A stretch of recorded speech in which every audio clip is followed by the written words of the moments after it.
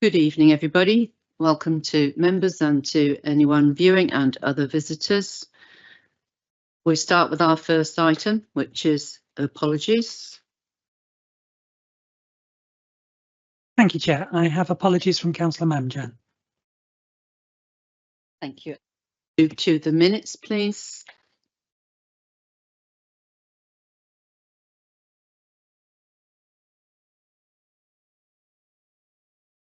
Indeed. Councillor Cowan, thank you. We're going to do an electronic vote for this one. I'll just let you know that all votes except for the ones where we actually need to be named individually will be electronic votes tonight. So please use your electronic vote for the minutes.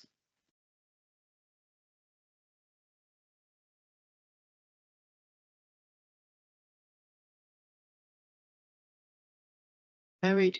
Yeah. Thank you. And we move on to item 3, declarations of interest, please. Please use your buttons if you want to declare. Councillor Richardson, followed by Councillor Friend.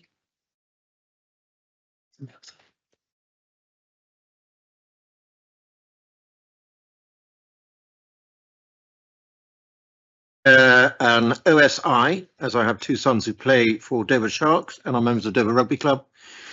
Annex 9 of the agenda, item 13, Dover Rugby Club receives a fairly significant grant.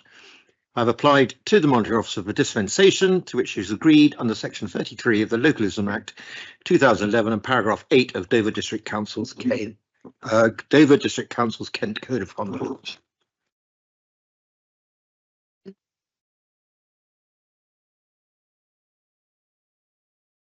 Thank you, Chair. I'd like to declare an OSI.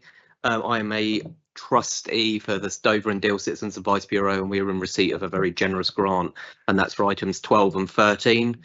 I also applied to the Monitoring Officer for dispensation, to which is agreed under section 33 of the Localism Act 2011 and paragraph 8 of the Dover District Council's Kent Code of Conduct. Thank you. And Councillor Mills. So I wish to declare an OSI on item 12 and 13 as a family member plays for the sports club that gets a grant, and that has been agreed. Thank you. Thank you. And Councillor Loughman. An OSI, I'm a trustee of the Citizens Advice Bureau. To get further clarification on that, which item is it is relating to? Can you tell us which item that's relating to? Is it Annex 9? 12 and 13. Items 12 and 13. Thank you. 12 and 13. And you will be withdrawing from the item of business. And are you offering to withdraw from the item at that point? I think other people have got dispensations in advance for this. If I must. Any advice, please?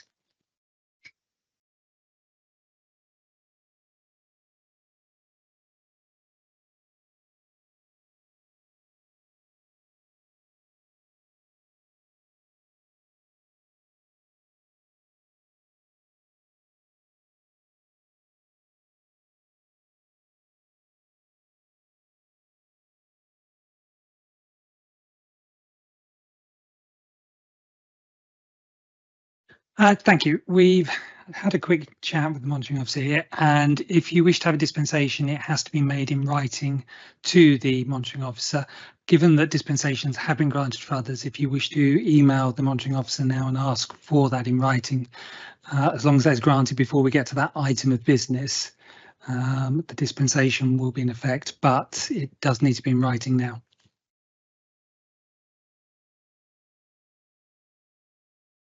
Thank you, everybody. We'll all talk very slowly now. No, we'll move on. We're at item 4, which is announcements. I have an announcement first as chair, and I'm sure members will join me to welcome Andy Vincent, who is our new Director of Housing and Place, who started with us on 2nd of March. Andy previously was the Operations Director at Hexagon Housing Association and has worked before that for a number of local authorities and housing organisations, including Runnymede Borough Council, Wealdon District Council and Leeds North East Homes. So welcome, Andy. Thank you very much. Just check there are no more announcements. I understand there aren't any. No, we'll move on. So we're on item 5, which is leaders' time. Councillor Mills. Much, Chair. Everyone, welcome tonight. A couple of points I just wish to go through. Obviously, I wasn't able to attend, but I think there were councillors from all parties at the, for want of a better phrase, launch of the electric buses. Overdue, but still welcome. I think we've always been sceptical, all of us, about fast track and the take up, but I'm actually told that, you know, it's up to 800 a day using it, which I have to say, you know, surpasses, I think, even what Stagecoach believed was possible to start. So, and I can only speak to Guy Find. I've only ever had positive feedback about the service, for people using it in both directions. So that's good. And I think the most important thing is long may that continue, because of obviously we're always concerned that if subsidies finish and things don't become viable, then people walk away. So that is positive. Deal Leisure Centre, obviously next week, there's a technical phrase in it, put a spade in the ground. Groundbreaking. So I knew there was a technical phrase. Groundbreaking ceremony. So that's really positive. So, you know, we all know that it's a £20 million project, providing, you know, much improved sporting facilities for the residents, I'll say, of the district, but predominantly Deal on that side, and obviously a brand new pool. You know, what we have learned is you will never please everybody. That's a fact of life when you're in politics, but I am still yet to be convinced that that 6-lane pool won't actually meet the needs when it comes to swimming lessons, etc. So I think that's an exciting project, and you know, we want to get that pushed through as quickly as possible. So I won't be at the groundbreaking because I'm at the next item, which is the Pride in Place. As you're well aware, we've got the allocation. Well, so you've got the allocation. We're in the round 2, the 20 million over 10 years. We have been out and advertised as a council for chair, and we've also advertised for board members. The chair post adverts close literally any time now. So we'll be interviewing next week for the chair. I don't know the final number, but it's probably about half a dozen plus, but it could change well before then, which is positive. And I think the chair is a key role when it comes to delivering going forward over the next 10 or 11 years, because as much as I wholeheartedly support this, I do not believe for one moment this will not be a project that doesn't come with challenges, etc. So that's positive. But say by next week we should have the chair in place. By 2 weeks or so later we should hopefully have the board in place, and if not the board, at least the foundations for a solid board. The chair, as everyone will know, attends a number of events on behalf of the district, and is the #1 citizen of the district. We've now added on to the council website a full list of where the chair's attendance at functions and the deputy attendance, because I think it's only right that the residents have the opportunity to see where the chair's gone, what they've done with the groups they've attended. So I think that will be really welcomed, and I think it's another thing we need as a council to be as transparent as possible. I think this shows the functions we're going to, and I thank the chair for attending those, and obviously, you know, for suggesting that should go on the website and people should be able to see where the chair and the vice chair attend. We've got a couple of things coming up have gone out. We've got the Great British Spring Clean starting, so that's great. We've this morning, and I know there's some questions about, you know, the number of unemployed under 21s, etc. This morning we had a very hands-on interactive skills fair, excuse me, which was at the town council. No, it wasn't. It was at Mason Dew. Almost got lost. Well attended by the schools that were there. It's sad that certain schools couldn't make it, but you know, YMS Travel made sure that the buses were laid on. I was there when 100+ students from Deal turned up, but it gave those students the opportunity to actually see careers advisors, to see career opportunities, be it the police was there, the armed services, the fire brigade, the civil service, etc., etc., but also further education. And it was interesting to see the number of youngsters that were talking to East Kent College, not just about general courses, but also about the courses that will be going into the bench, the digital courses, the brand new courses. So, it was a very positive thing. And obviously, I'd like to put on record my thanks to all those involved in the community team for organising it. But it's giving access. It was from year 10 through to the under 25s. So, it was well attended. The other thing, while I was at Mason Dew, I always take the opportunity to have a look at the events that are on, and there's a huge calendar of events, and there's events on Saturday there. But having spoken to a number of the staff, I mean, one of the things that they're most excited about is they seem to have an event coming up at the end of April with international stonemasons. Who'll be, I'm told to quote, carving animals for the I think it's bank holiday weekend, so it might actually be later than that, but using stone that we've repurposed from Mason Dew. So I would always encourage anybody, including the members of the public, to actually look at what's going on in there. That was a major investment. I think it's something we're all rightfully proud of. And if you don't support things, you lose things. So please make every effort to attend. Port Health wouldn't be Dover District Council without mentioning Port Health, would it? So we're pleased now that we've managed to agree the veterinary services. Those of us that have been more involved than others will remember that the government wanted to cut the funding to vets. These aren't to deal with live animals. This is to identify the meats, etc., that are coming into the country. So they were going to withdraw that service. We've managed to get that back and get the appropriate funding for it. So that's extremely positive. But today I've been asked by both TV and the radio. The EFRA committee have had a report which states that something like 18% of the traffic directed from Dover are, say, legitimate food products being sent to Sevington are failing to turn up to Sevington. Well, there's a surprise. We told them 3 years ago, if you're going to secure the border, the place to do it would be the border, not 22 miles up the road. And I think it's fair to say that the EFRA committee are actually sceptical that the 18% is actually a correct figure. It's possibly in excess of that.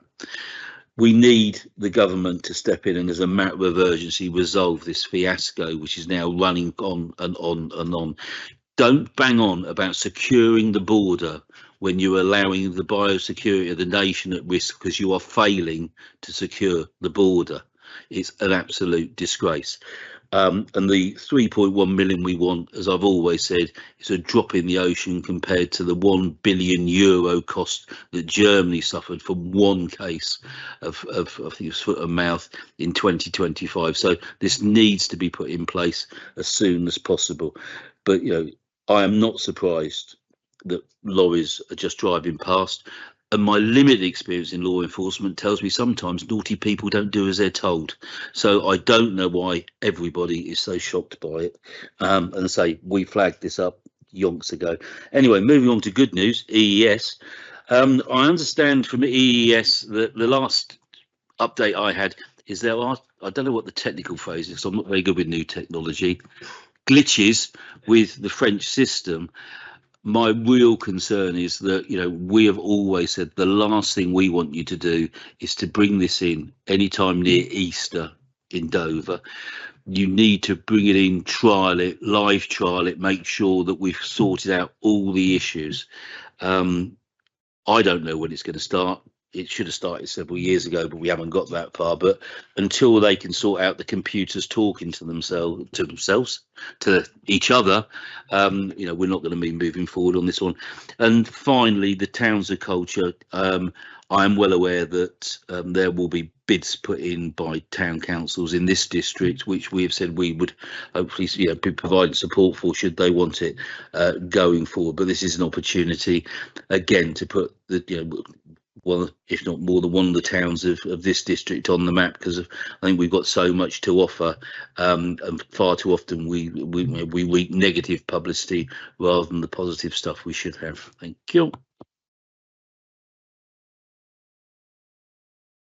And now I'll invite Councillor Bartlett to respond.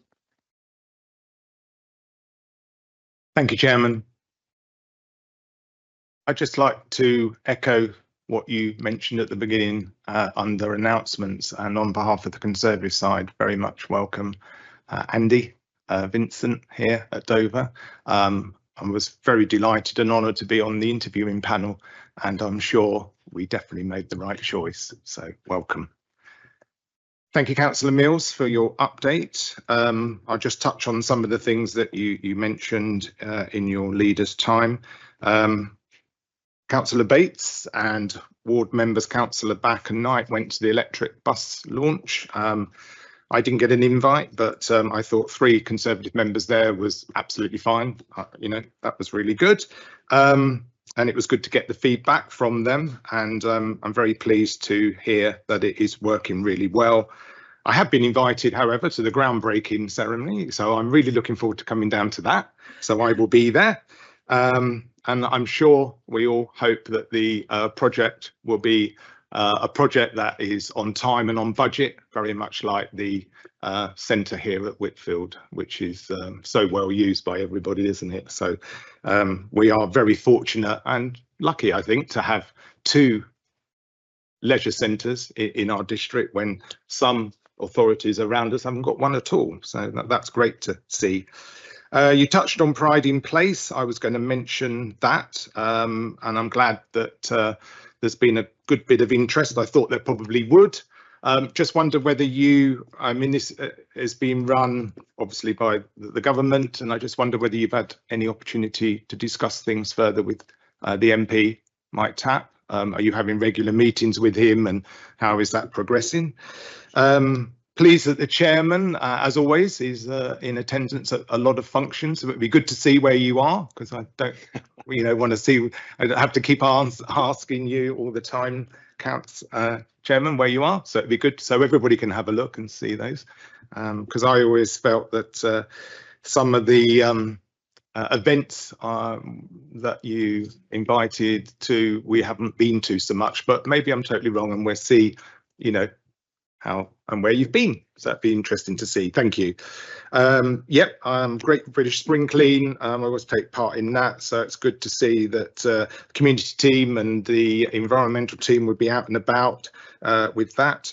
Didn't know about the skills event that was at Maison Dieu, but that's really good. If the schools were all invited, maybe it didn't need councillors to be there, but that is really encouraging to hear. And being somebody that had a business and always wanted to employ youngsters, I find it very sad these days that there's so many restrictions now for them that you can't take on so much younger Saturday lads and Saturday girls. I see many as I go around the towns where I bump into somebody, and it's lovely to hear them to say, "Oh, thank you for giving me that opportunity." So it's just sad that things are restricted now. Thank you for the update on the Port Health and EES. And yes, who would want that started just at the Easter? Completely the wrong time. I see from tonight's agenda, hopefully, Councillor Mills, you've noted that there's only 5 questions. So obviously, everybody's listened, that your door is always open. And I'm sure you've had a queue of people coming in. I don't know, is that the reason why the independent group haven't asked Councillor Cowan tonight any questions, or have you run out of questions for Councillor Cowan? But Councillor Cowan, night off, so take it.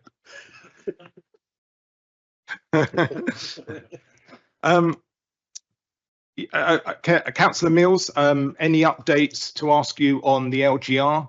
I know the consultation period runs until the end of this month, so maybe that's why we haven't got anything to update. But Kent leaders, I expect they're still discussing it. What they're actually discussing, I'm not quite sure, because there's not actually going to be any announcement, is there, until the summer? So maybe that's why we haven't got anything to update us on. I just wanted to touch on, and I don't want to feel that I'm always mentioning this every time we have a meeting, but it was not planned, but at the last meeting I mentioned about the region in Deal, and then the very next day on the front page of the East Kent Mercury was the headline saying what's next. It's a complete eyesore. In the report, the question was, is it Dover District's intention that they will not be doing anything at all and it will be just left to rot? So I'd just be interested to hear what your thoughts are on that. I was looking the other day at the new corporate plan, which you obviously, every political party, whoever it takes control of the council, sets out a revised list of priorities for the next 4 years. Your first number one was improving our housing.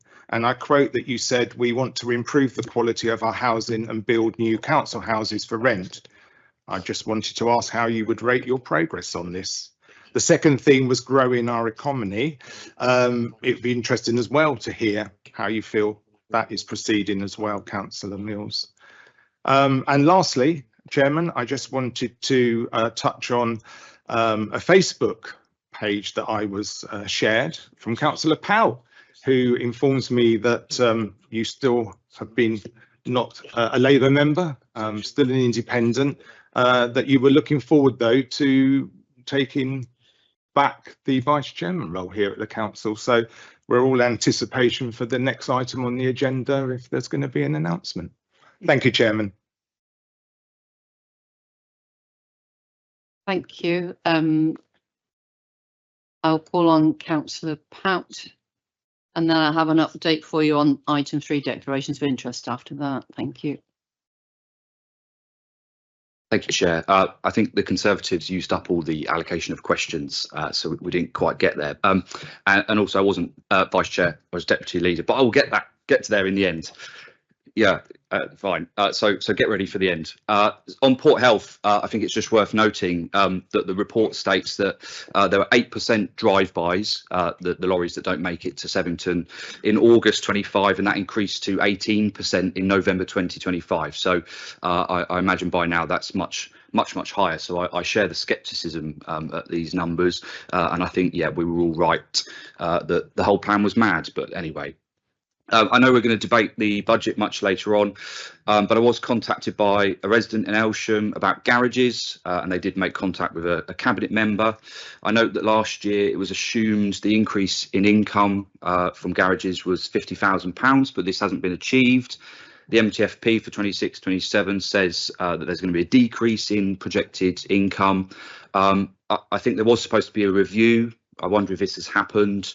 I think we were supposed to be getting those garages back in order so that we can let them out. So I just wondered what's going on with that.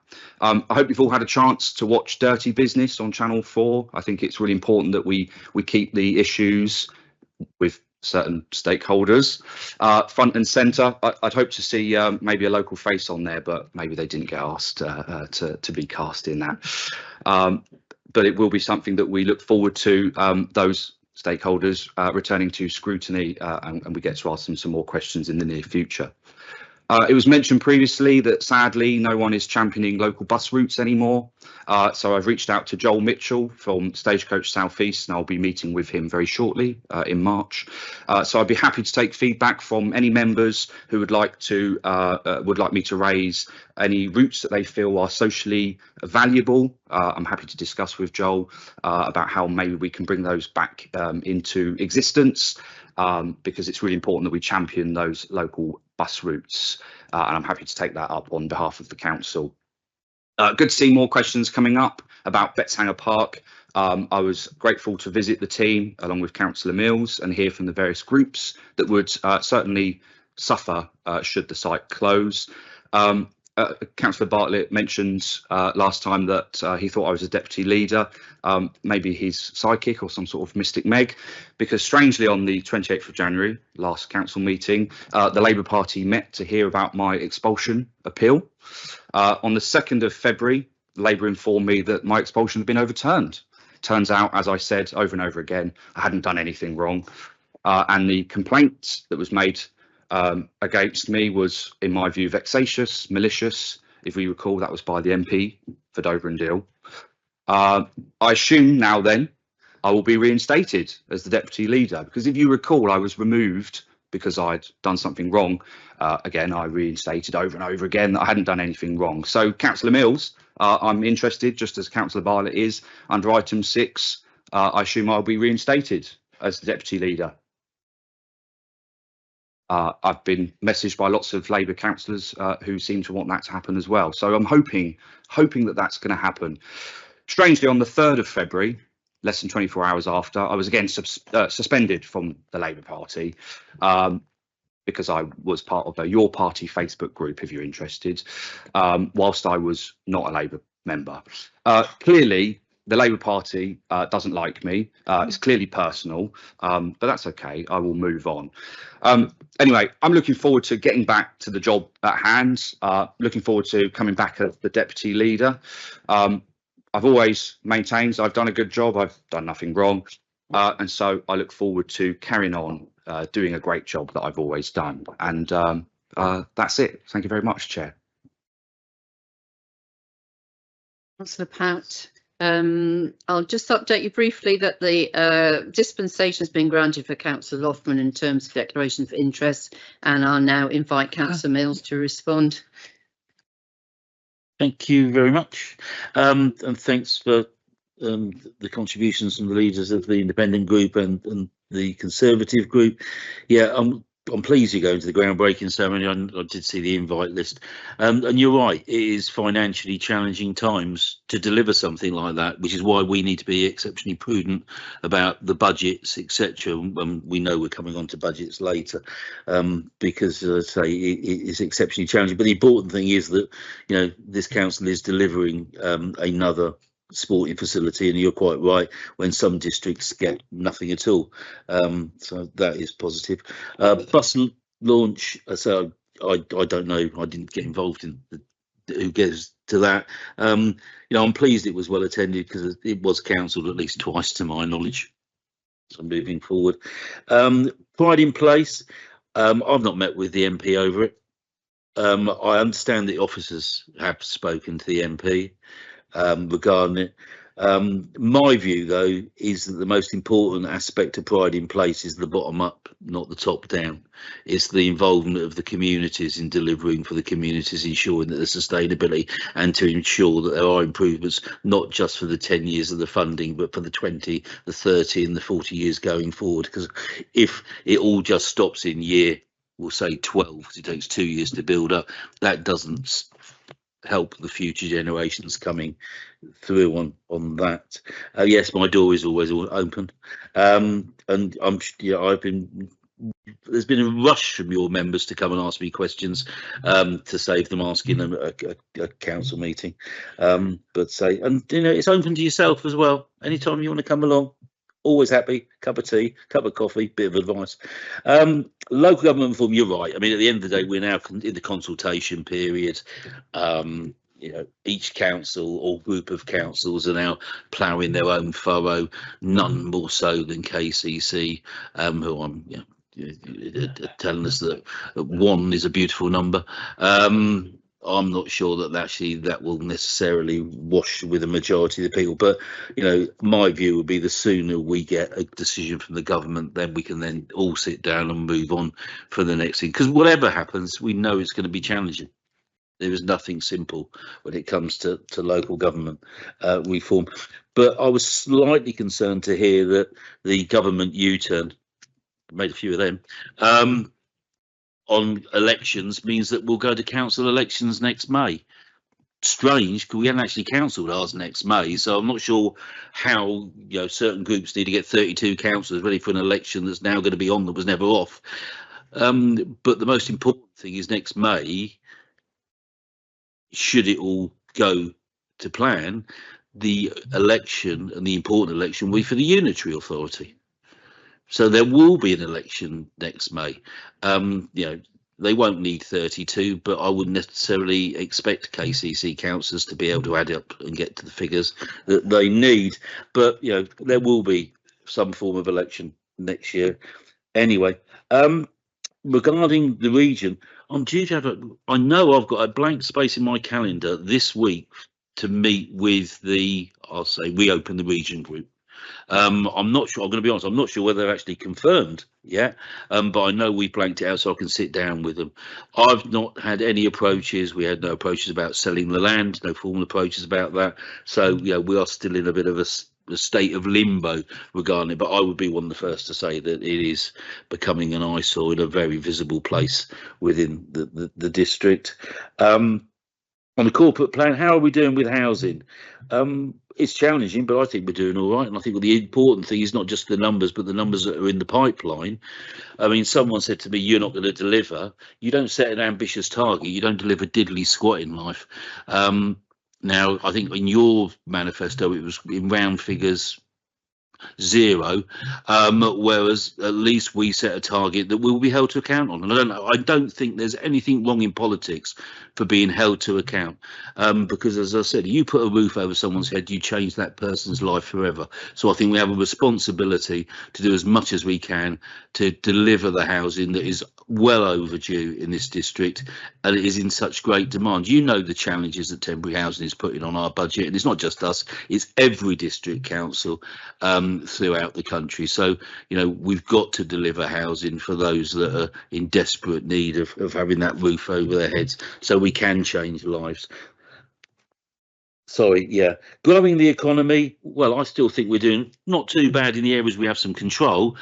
You've got to accept, though, we did start at a pretty low point because I think Liz Truss did tank it. But now at least I can see the ex-chancellor on GM News every morning telling me how good he was. So that's always interesting. Regarding parking, I've forgotten review of parking. Okay. Was it parking? Anyway, it's legal, I am told. Was it a question from Councillor Pout? Yeah. Garages, sorry. I've got parking down here. My understanding, I'm told it's now with legal to deal with on that. Regarding Councillor Pout coming back as the deputy, Councillor Pout knows the situation because Councillor Pout and myself have discussed this on more than one occasion. And currently we are going through due process with the Labour Party on options and possibilities, but whatever happens will be done in a due process. Thank you. But if any of your side wouldn't want to come over, I know we're not Reform, and that seems to be where most of the failed Conservatives are going, feel free, but we're always here. The door's always open for defection.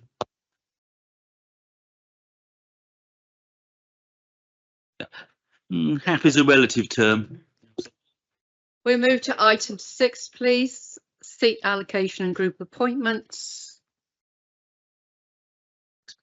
There are none. So we move to item 7, which is questions from members.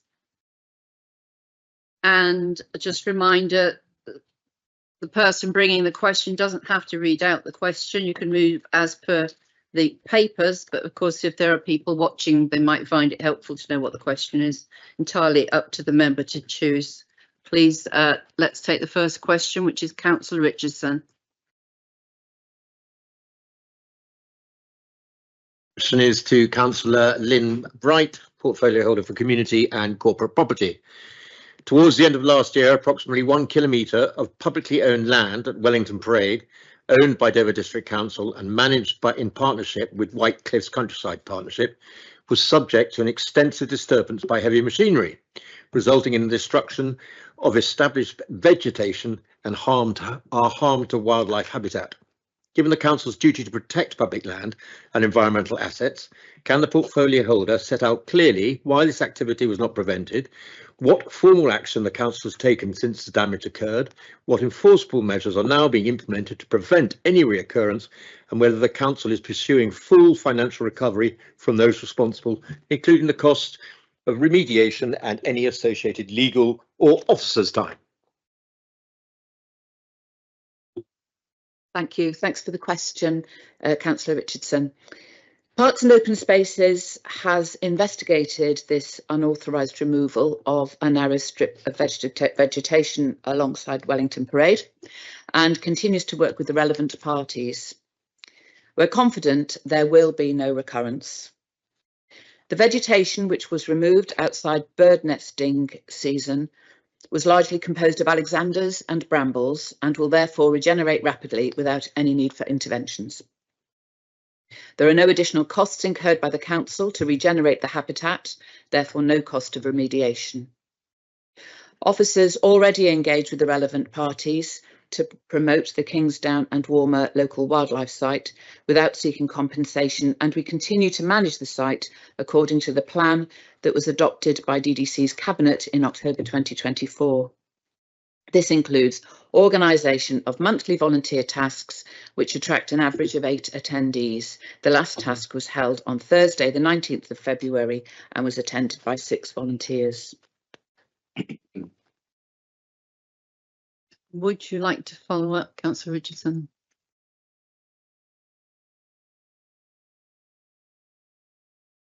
No, thank you. Asked and answered. Thank you. Let's move on to the next question.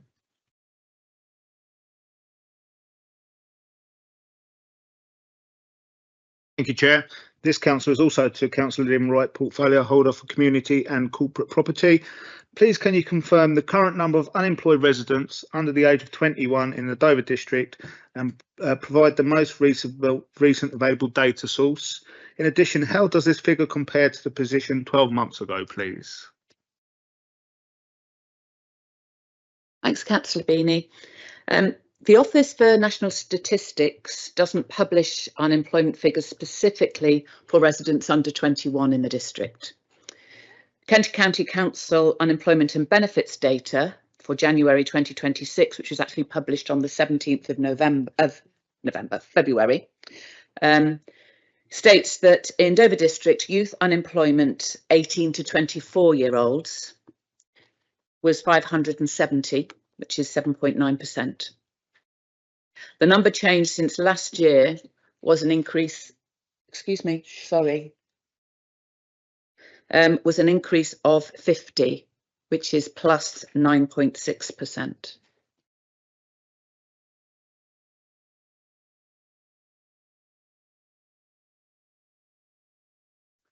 Yes, please. Thank you. Okay, so which obviously in our district, that's a huge number. This is obviously myself. I'm hugely concerned about obviously the difficulties now we have in the hospitality sector and all that sort of stuff employing under 21s.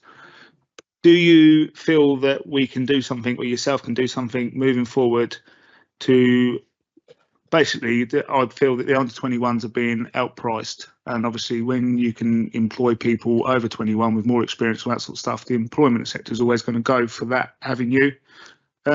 What's your feedback, and well, not feedback, what can you do, or what can you help us in writing or doing something to stop it?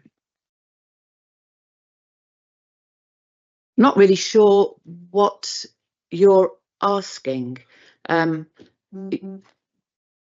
We know nationally young people have always been paid less. Year on year, there has been incremental increases to both the 18 to 20s and 16 to 17-year-old pay. And the last figures, the over 21s had an increase of 4.1%. The 18 to 20-year-olds had an increase of 8.5%, and the 16 to 17-year-olds had an increase of 6%. It's up to individual businesses, I'd have thought, whether they want to balance the pay versus experience. I'm not really sure what you think Dover District Council can do when we're looking at national pay scales. Yes, then Councillor Beanie, if you've got answers to those questions from Councillor Wright, you have a meeting with her and make some suggestions, but for now we'll move on. Thank you. So I looked and looked and looked to try and find the number, and I couldn't find it, and I even contacted people at KCC and all that, so the number was quite shocking.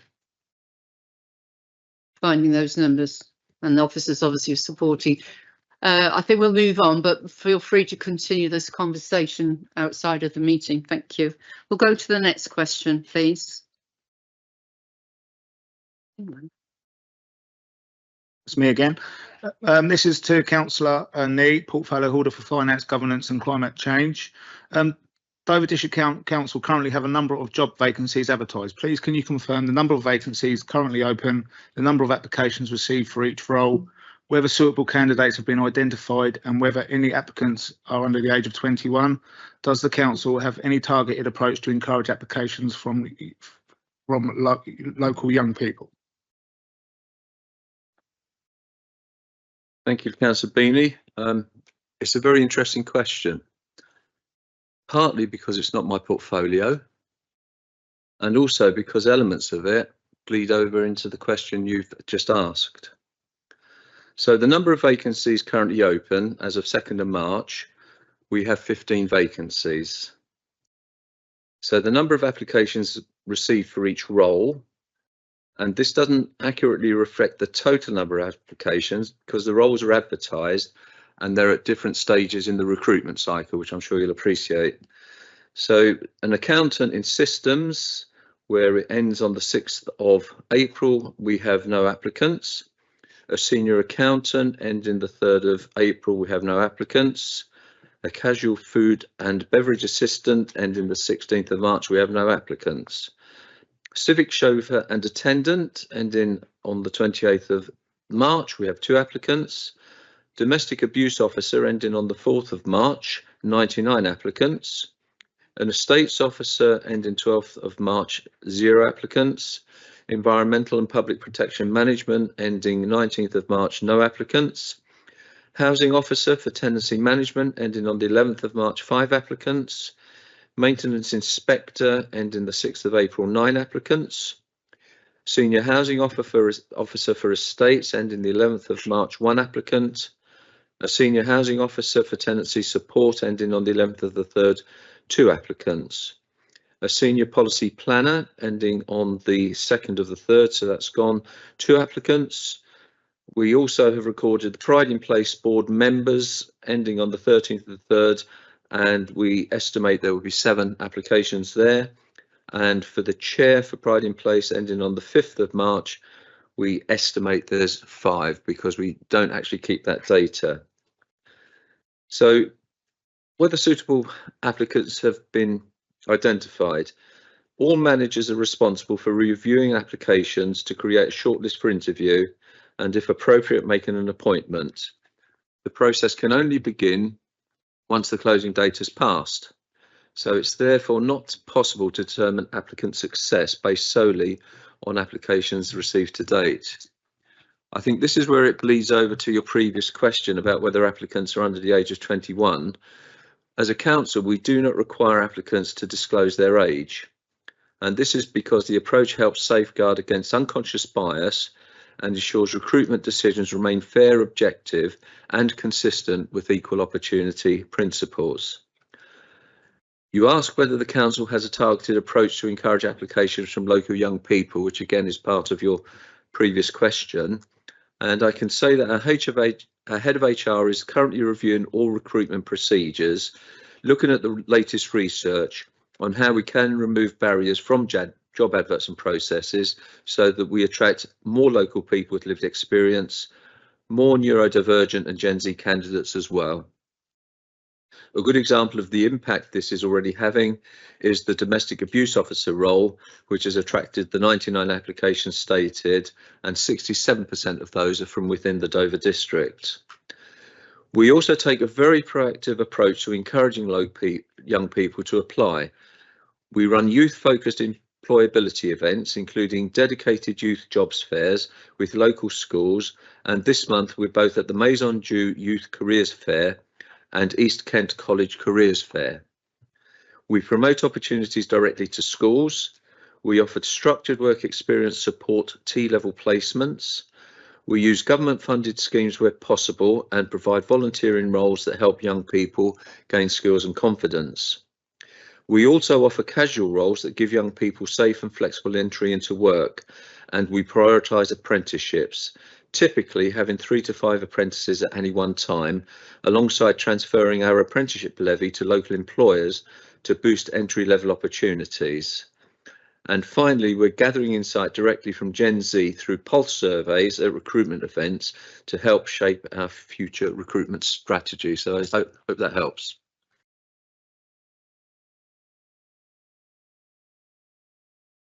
It's a shame to see there's no real, as you say, no real pattern there, and it's a shame to see that obviously there is some potential quite high qualified jobs that have got no applicants come forward for. Obviously, myself and my general feeling is obviously LGR has got a big point to play in this, that people are not going to want to potentially come and work at the council, obviously at the moment. So obviously, clearly these roles need to be filled. Yeah, it's coming. Questions coming. It's what comes at once. So what is your intendance, or what is your plan to move forward if we can't fill these roles? There's my question. Councillor Beanie, if it were my portfolio, I'd have considered this, but it's not my portfolio, so it's a question I can't answer, I'm afraid. I suggest you, when you meet with... When you come through my open door, I'll discuss it with you. Yeah, I think Councillor Mill has interjected. Thank you. 9:30. I'd like to move on to question 4, please. And Councillor Vincent. Thank you, Chairman. Question relates to Betsanger Country Park. I'm going to move it as written.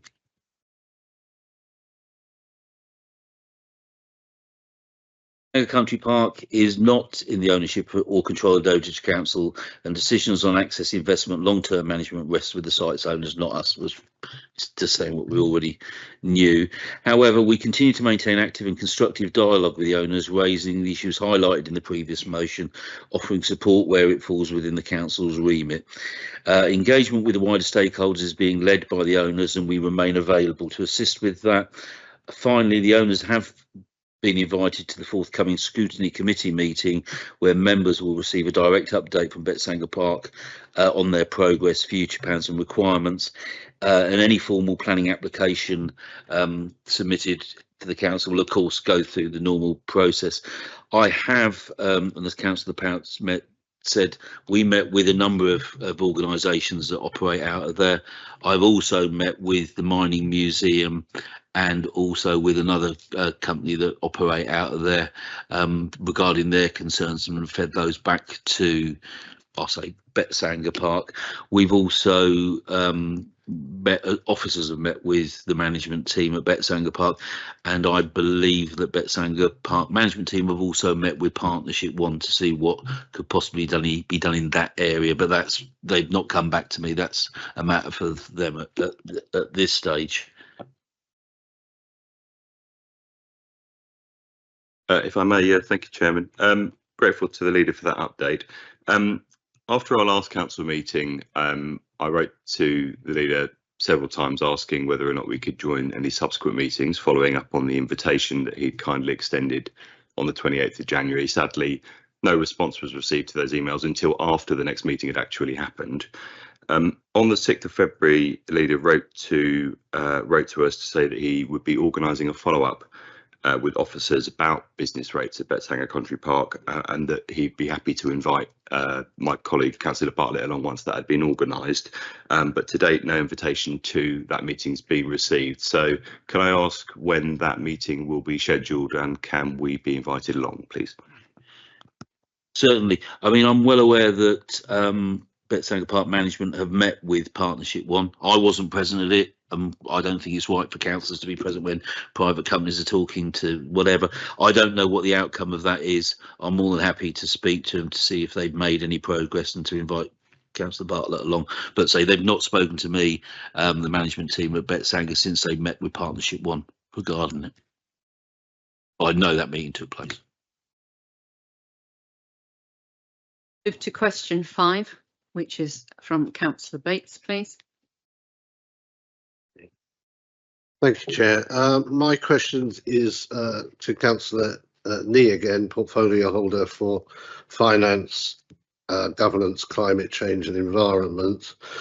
Since 2020, has the council undertaken any formal review or benchmarking exercise comparing current service performance and operational efficiency against the 2019-20 pre-pandemic baseline? And if so, will the administration publish the findings, including any measurable changes in service standards, response times, costs, or workforce performance, together with any corrective actions taken? And if no such benchmarking has been undertaken, how does the administration assure itself that service delivery and value for money has been maintained or improved since the pandemic? Thank you, Councillor Bates. I feel under siege with strange questions. At the last meeting, I was asked by Councillor Vincent if I knew something not on the agenda at the prior cabinet meeting wasn't on the agenda, and his supplementary asked without care, concern, or even compassion for the reason why and a fellow cabinet member were unable to attend. He asked if I knew that I wasn't at the meeting I didn't attend.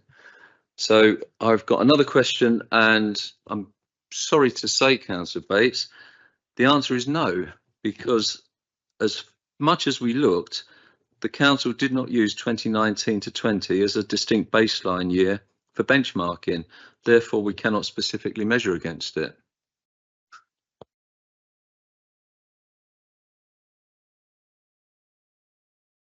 Given the ongoing reliance on hybrid and flexible working arrangements, can you explain why a productivity comparison has not been prioritised?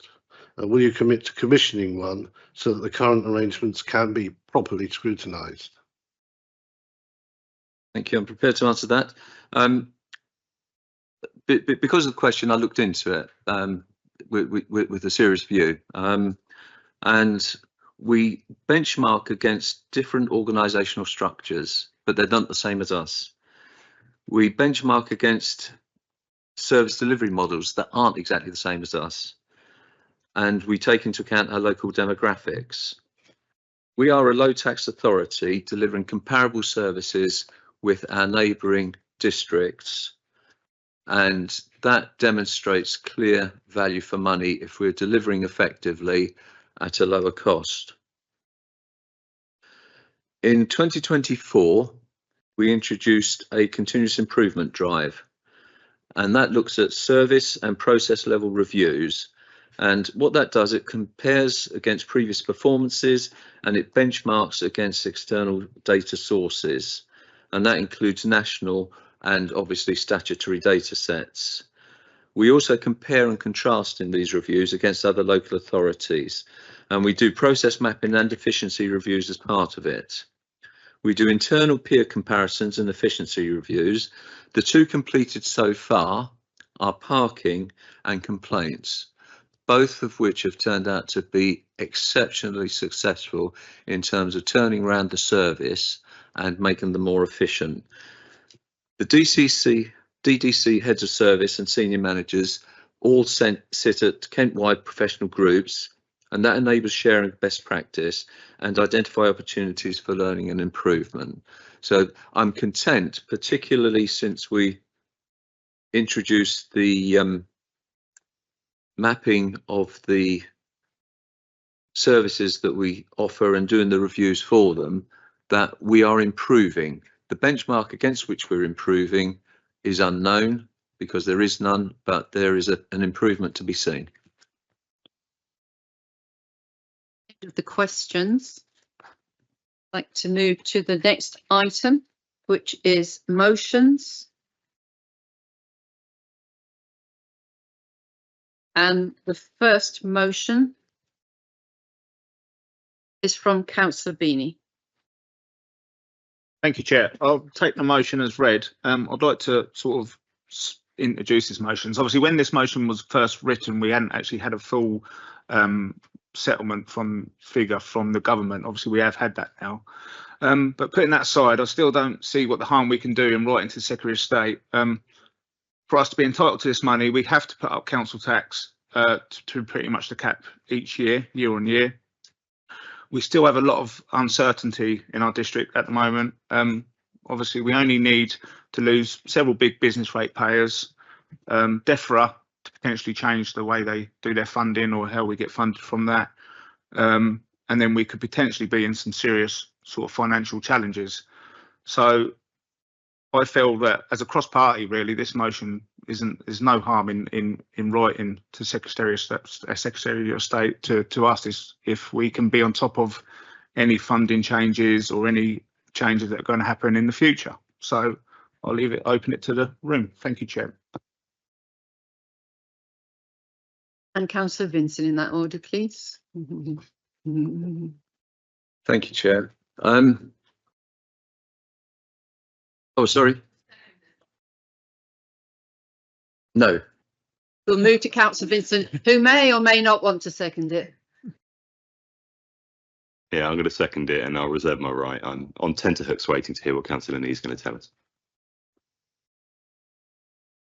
Thank you, Chair. Councillor Vincent will be relaxed fairly shortly. So I've thought about this, and it is for this council to collectively consider motions, and it is reasonable to expect that they be logical and constructive. And I see this motion as no more than political posturing, because the government clearly understand the significant pressure faced by all local authorities, and they're pressures that the government know local authorities have because they undertook significant research before making the recent settlement, which we have just received. It's not like it's old news. And these pressures are no different to every other of the 163 district councils in England.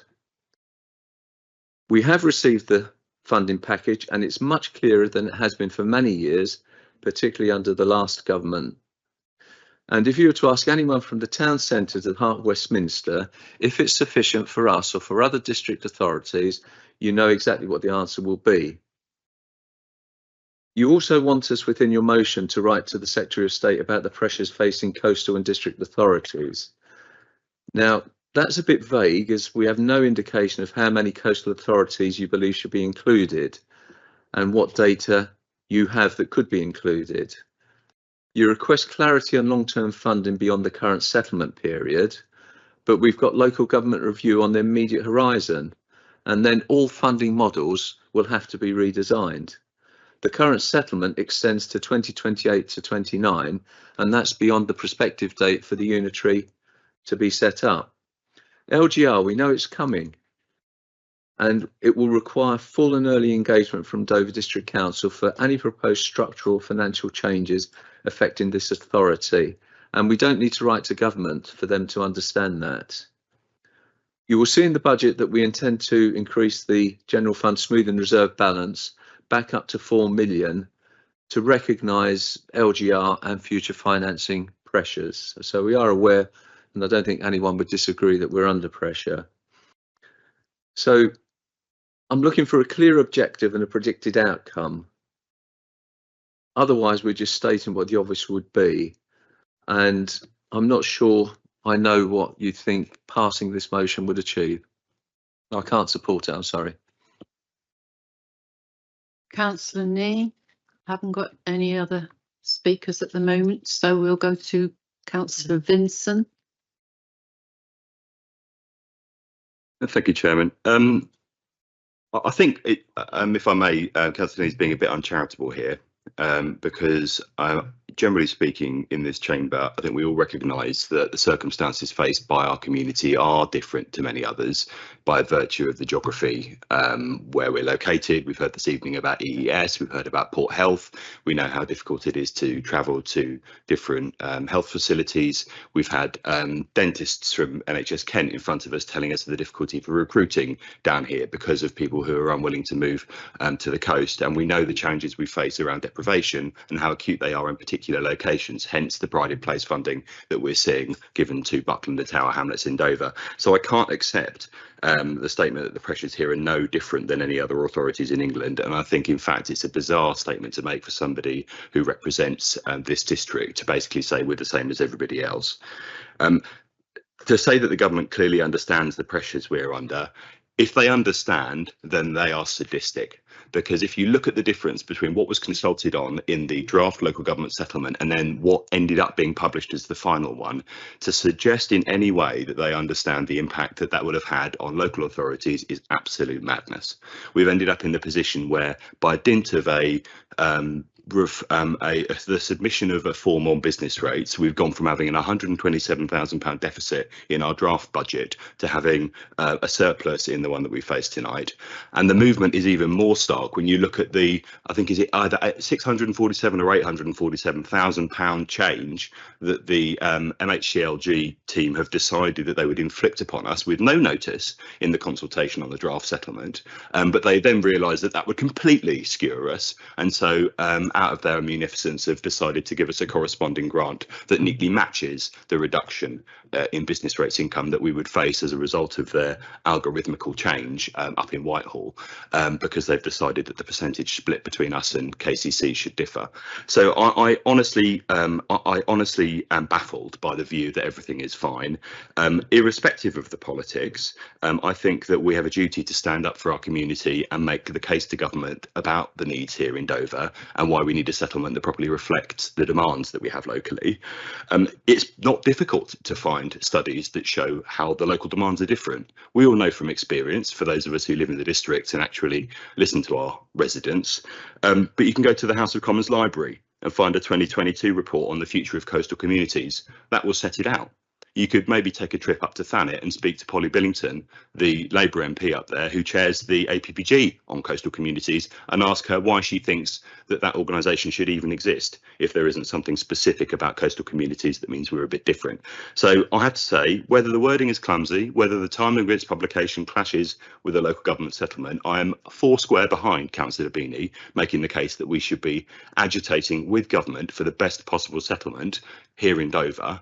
And I'm completely behind that. So I don't accept what Councillor Nee says, and I'll vote to support the motion when it comes forward. Yeah. Oh, Councillor Mills. If to come back, heaven forbid that I should accuse councillors of putting motions and they didn't write, but I'm not surprised, Councillor Vincent, that you support this motion, because I actually think this has got your hallmarks all over it. No one on this side has said that it's easy. No one has said that we don't suffer political challenges. But I do take umbrage that, I think it is clearer now that what we've got. I would say every council I've ever met says we never get enough money. So I can tell you that answer now. You don't need to say anything more than that. But, we are in a risky place. Let's face it. Port Health, we have now only got 3.1 million. You accused us of playing poker with taxpayers' money. You've never, ever on that side apologised for getting it wrong, because we've secured 3.1. We've got another 3.1 million coming along the line. You were happy to cut Port Health completely. OK, so we got that. I think there's bigger challenges on the horizon that you haven't even outlined there.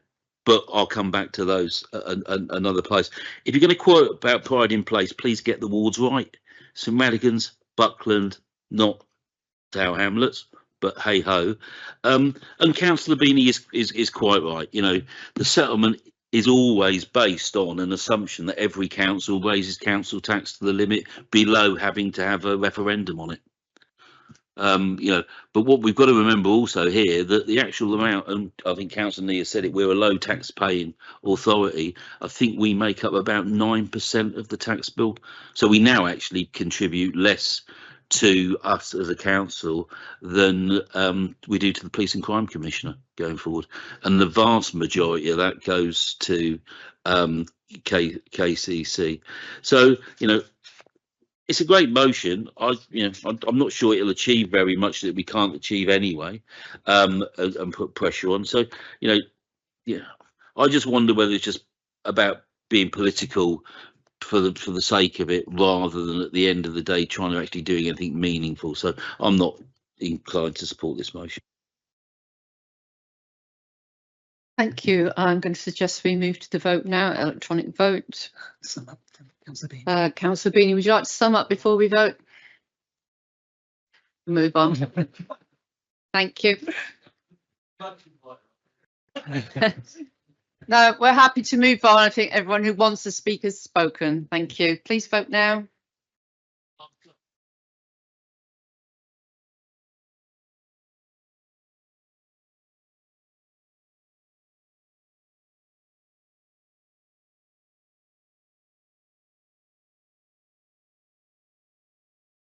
Okay. That is carried. Carried. Thank you.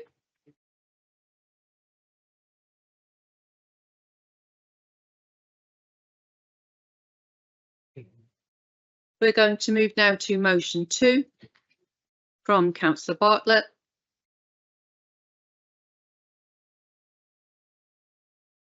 Thank you, Chairman.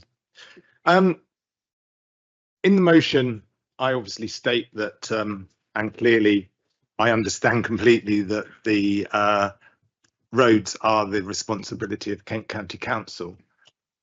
I just felt the motion was worth putting forward, and I hope everybody will support it, because I think in all the years that I've been a district councillor, I don't think I've ever had so many people contact me about the potholes. And yes, it's always been a problem, whichever authority has run Kent County Council.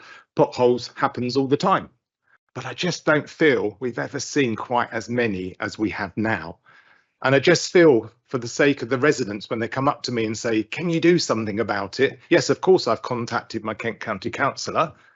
I don't really feel I've had a huge response and help from him. So I just felt maybe if we all got together and we got the leader to write on behalf of everybody here, you know, would that make a difference? It's worth a try, isn't it? I feel we owe it to our residents. I travelled the up and down the Elsham Road, you know, if you come off the A2 from Dover to Canterbury, and along that busy road, and it must be one of the busiest roads in the district that you travel from along there. If you go to Elsham to Wingham, there's a huge pothole on the left-hand side of the road. How endless of people that have been in it and have a tar burst, and nothing's been done about it. It's just, I can't believe it. Along that road, very dangerous. People on bikes go along that road. Horrendous. In the village where I live, in Buckland Lane in Staple, I have to give them their due. They've done half of a road pretty well. Last Friday, they did the road closure thing for 2 days. Last Friday, I went along there to see what work they'd done. They'd only done half the road. You can't make this up, but the layer of the surface that was to go over the other half of the road, it didn't get delivered. So now they've got to go through the whole procedure again and reorder it, reclose the road, etc., etc. There's a village pub up that road. They're not very happy, of course. This affects businesses all the time. In Gilton, in Ash, I know my fellow councillor who lives in Ash must realise and know now that Gilton is shut. I've mentioned this road umpteen times. I've been told that the middle of the road where all the potholes were appearing, and there were so many of them, it was quite bizarre. They were not on the outside, they was in the middle of the road. And I kept saying this needs to be done, and I got told because it's in the middle of the road, they're not going to do anything about it. A sinkhole has now appeared. The road is now permanently closed. So deliveries can't get up it. The bus route has had to change. From double-decker buses, they've had to put single buses on. I won't go on anymore, but I just wanted to highlight those 3 big problems just here. And I'm sure you've all got loads that you could tell us as well. So I just feel if we could request the leader of the Dover District Council to write to the Cabinet Member for Highways at Kent County Council, seeking detailed information for the Dover District, broken down by county divisions, setting out the number of potholes reported in each of the past 6 months, month by month, the number of repairs completed in each month, the average response time for inspection and repair, and the current number of outstanding reports, which probably would be somewhere a bit long. And then refer the matter, which I think might be helpful, to the Overview and Scrutiny Committee to consider the response received, and then invite the relevant Kent County Councillor Cabinet Member to attend a meeting to discuss the performance, the funding and forward plans for highways maintenance within Dover District. So this council believes that transparency reporting and open discussion will improve accountability and help rebuild public confidence. I feel we owe this to the residents of our district, and I hope you will all support this. Thank you. Thank you, Councillor Bartlett, and I'd like Councillor Loughman first, please. Thank you, Chair. I wish to second Councillor Bartlett's proposal. I think it's very important we have cross-party agreement on this. I fear, Councillor Bartlett, you missed out on two particular items, if I may, because you did list all the others, which I was very pleased to hear. However, private motorists and their costs. Now, while I applaud any money that comes into local garages and the good work that mechanics do there, there's a lot of money that's spent because of the suspension issues. And the second thing, and the thing that I've noted, and I'd like to get more clarification about this, is that when repairs are done, they're done even more cheaply than is normal. And so I have seen evidence of where repairs are being undertaken, have been done, and within literally 2 months, or even less, it's back to where it was or worse. I do look forward to the KCC cabinet member replying to our leader's letter. I shall look forward to all of the details, and I'm sure we're going to be quite unanimous about this. Thank you, Councillor Loughman. Did Councillor Mills want to speak? Yes. The second, I was going to ask Councillor Bean to come in at 10 o'clock. So I've got to write 2 letters now. First thing in the morning. But that said, I mean, we are, and I think you're quite right, Councillor, but I've never seen the roads in the state they're in now. I mean, but this is years of underinvestment, but that doesn't, the fact is we're here and now. I mean, and it's annoying. I mean, I spent 4 hours the other night trying to drive around finding the pothole councillor friend was hiding in, and I failed abysmally. So if you could actually tell me where it is next time, I'm happily run over it. But no, on all seriousness, this is an issue that needs to be raised, and it needs to be raised for the residents of the district. Because, and Councillor Loughman's quite right, the cost to the drivers and goes is just unacceptable, because and the standard of the repairs is abysmal. It's very poor. So more than happy to make sure we support this.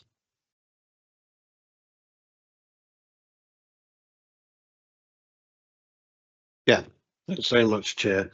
Yeah, I think there seems to be a sort of air of consensus and harmony amongst this particular subject. I've got the same problems in my ward as what has been described by Councillor Bartlett. You drive down the road, you see a pothole. I've noticed potholes where somebody has responsibly put a bollard in the pothole. It's now so big you can't see the bollard.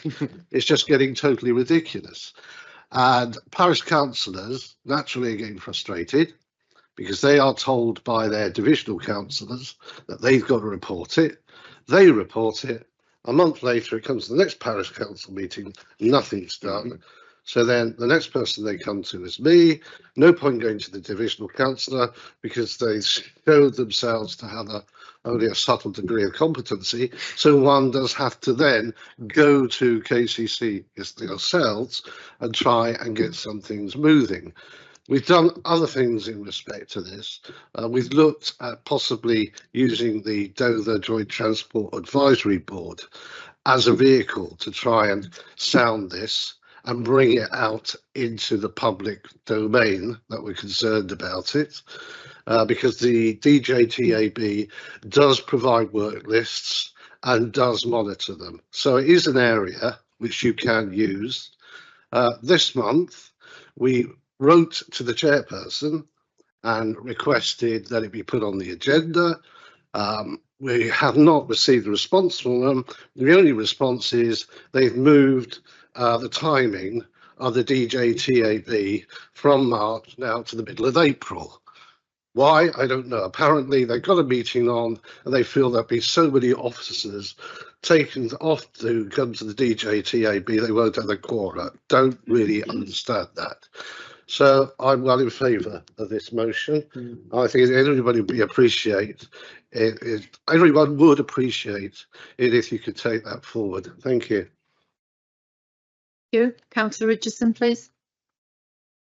Thank you, Madam Chairman. I'm just reiterating what everyone else has said, but I was looking at a few facts and figures on about it. So if you do damage your car and you put a claim in, you've got a 92% chance of it not being paid. There's only 8.5% of all claims are paid, and an average of £198 per claim is what they're doing at KCC. They announced, okay, I was a KCC councillor up until May, I do know, but then they announced in November, between May and November last year, they filled in 23,000 potholes. Whoopee. You know, there's 23, there's more than that here. It does worry me. I don't think Pothole Pete will come. I think he'll hide under all sorts of things. Yeah, he could hide in a pothole. I was speaking to a clerk in one of our ward in one of our villages, and she said that there is a little man in St Margaret's, as it is, who goes around and they are doing temporary potholes repairs. So these temporary pothole repairs, he's quite a young boy doing it. He is under, he only must be up 21, 22. Gets a whole lot of abuse from the members of St Margaret's because he's not doing it properly, but he's only doing it temporarily. And then they disappear in the next 2 or 3 days with all these cars travel over them. So I'm in favour of this motion, and I would like to be a sub on overview and scrutiny to see exactly what they say personally. Thank you, Madam Chair.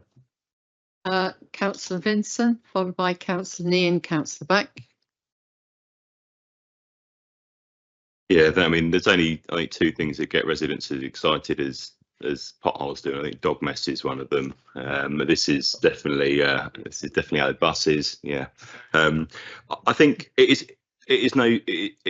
a great shame that we're having to basically do the job of KCC councillors in holding the administration there accountable for their absolutely woeful performance on this issue. Clearly, potholes get worse in the winter. The weather conditions aggravates the road surface. They need to catch up, but their performance this year has been absolutely dreadful. I've slightly lost count. The last time I checked, there were 57 reform members elected, and they're down to 47 now. So by the time we get them in front of overview and scrutiny, who knows how many there will be left. In the Dover district, apparently we've got 7, although some of them I genuinely don't. I think they must have been created by AI because I haven't seen any of them actually speaking to residents. One of them has only actually been to the council meetings. He's not on any committees. He's not on anything else.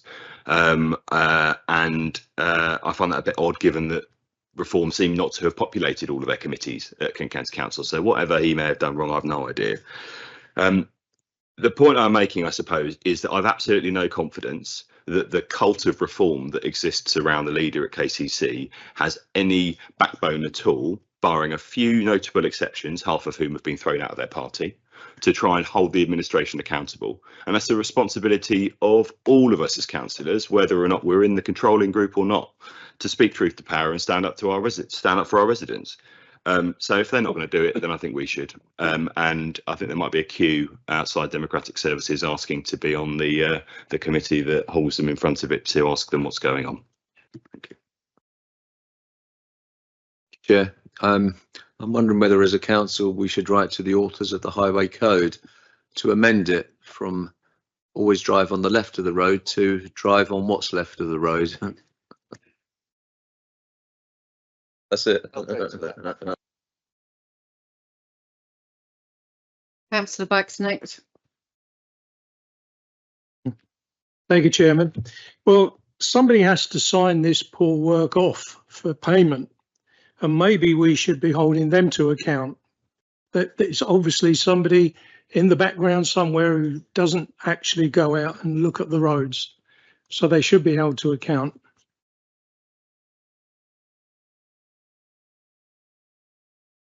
Yeah, thank you, Chair. Yeah, I mean, I obviously, we all got tales, and I've had a resident recently talk about how the car went on a pothole, suspension got damaged, and the car wasn't being able to use, and it got towed away. So there's some really bad stories around this. But what I would say is the KCC council responsible, the chairman of the transport, I have been in conversations with him in relation to the Dover Transport Board, and we are. I feel that we just need to keep those lines open, and we are having. I've had 2 long conversations with him in terms of various aspects of transport, and this is an area that personally I will keep pressing through that channel to make sure we get some answers. But yes, I support this as well.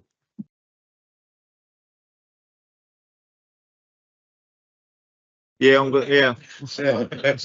I'd like to volunteer tendering. I'd love it. So on a point that Councillor Bartlett made, and obviously I don't know, I would like maybe if the seconder and the proposer could amend this as well, because obviously when we was at KCC and obviously through the job role that I do day to day, I know that for you to put in place not an emergency road closure, just a road closure up a country lane where there isn't 8 foot wide, it takes 12 weeks. Obviously it has to go through travel and diversion challenges, and it also costs up to £1,000 to £1,200. Now that's the KCC doing that and submitting that themselves. So I know up at your Minis, a road closure went up, signs just got laid down, no work got carried out. It's happened with Trevor Bartlett. I'm sure we've all got incidents around the room where road closures have actually been paid for by the taxpayer. The information's gone out, the diversion's gone out, and actually no work's been carried out. So if we could, I'll look at you, leader, if you don't mind, when you're busy with your pen. If you could add, maybe it'd be interesting to see the cost wasted on road closures that have never actually happened. That would be quite an interesting sum I'd like to see as well, please, if everyone's happy with that. Amendment. Yes, these proposers have. Councillor Mills.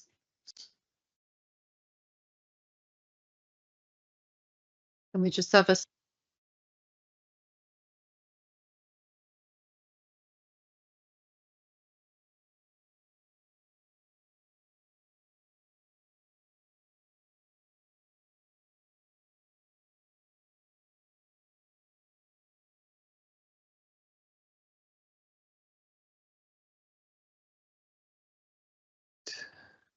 Okay. I'm confused as to who put which to what here. Sorry, we'll just get clarity.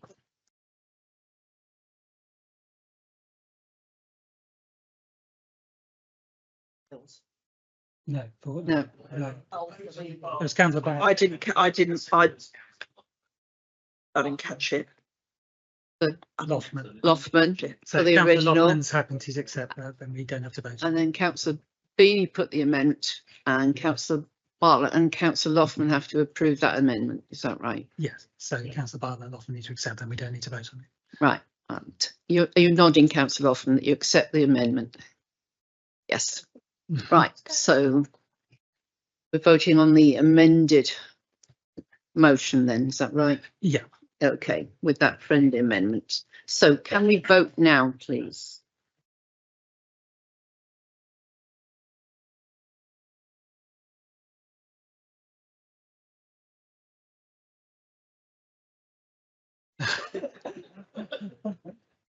Right, everyone's voted. Numbers.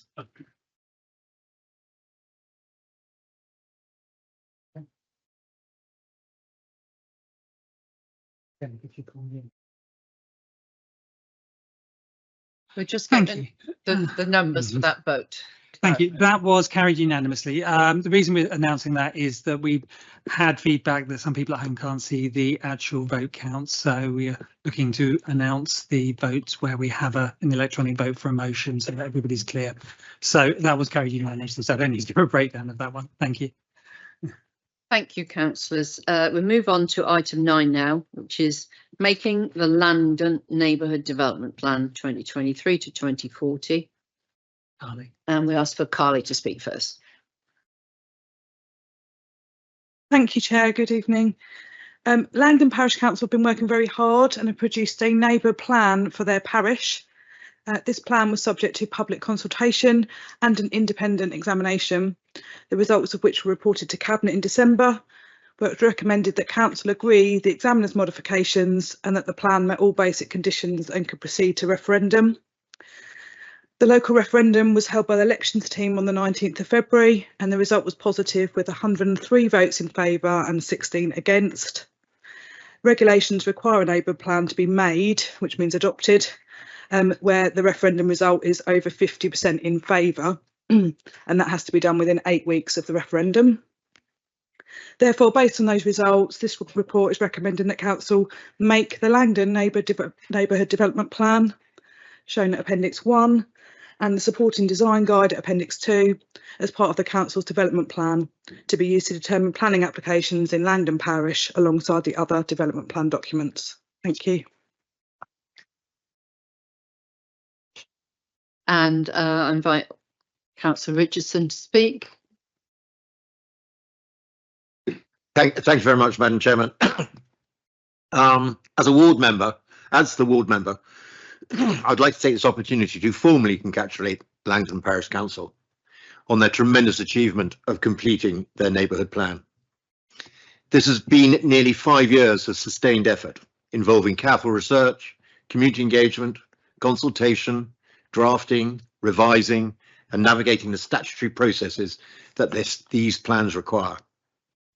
It represents countless hours of volunteer time and real commitment to shaping the future of the parish in a positive and informed way. Neighbourhood plans are never simple documents. They demand patience, collaboration and a clear vision for the community's long-term development. Langdon Parish Council has shown all of these qualities in abundance. I want to place it on record my thanks and the thanks of this council to everyone involved in their hard work and dedication. Their efforts will leave a lasting legacy for Langdon and provide a strong foundation for local decision making in the years ahead. And I propose the recommendations. For a seconder, Councillor Bates. The other ward member, I would like to second this. I totally concur with what Councillor Richardson has said.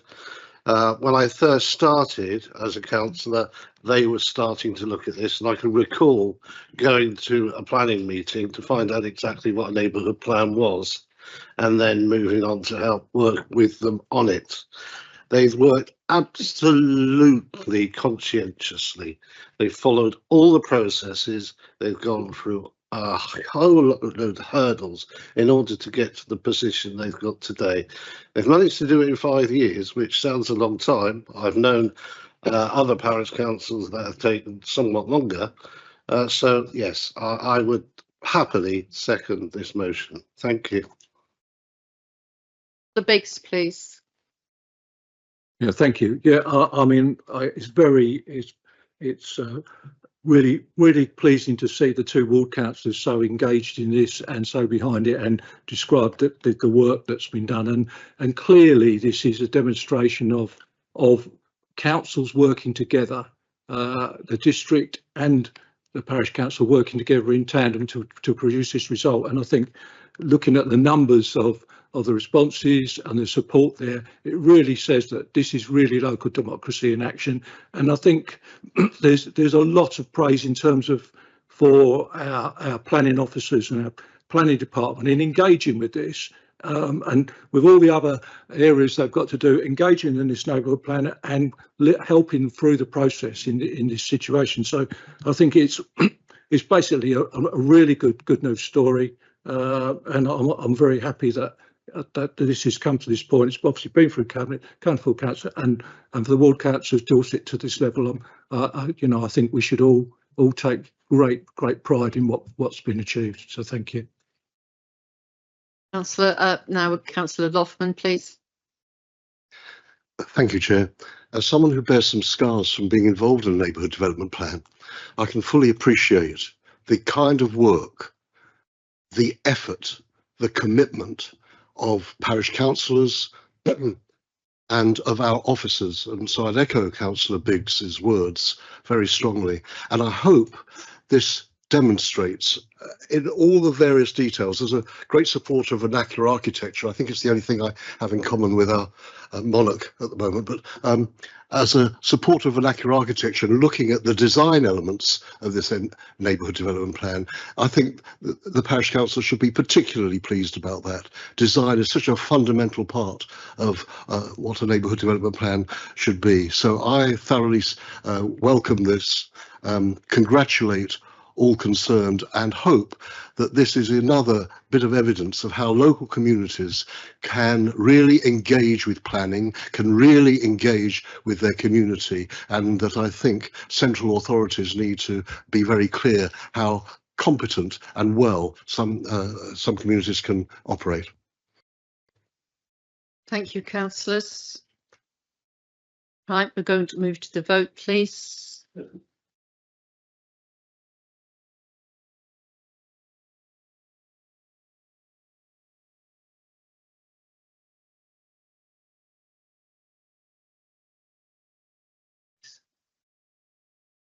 Okay, that's carried, Chairman. I'd like to announce it.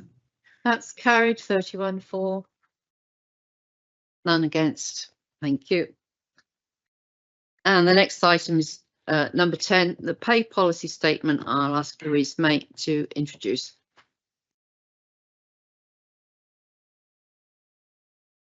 Thank you, Chair. So this is the Council's annual pay policy, which is presented each year in compliance with the Localism Act. It's largely unchanged in terms of, certainly in policy terms. It's been updated to reflect the changes to the senior management structure.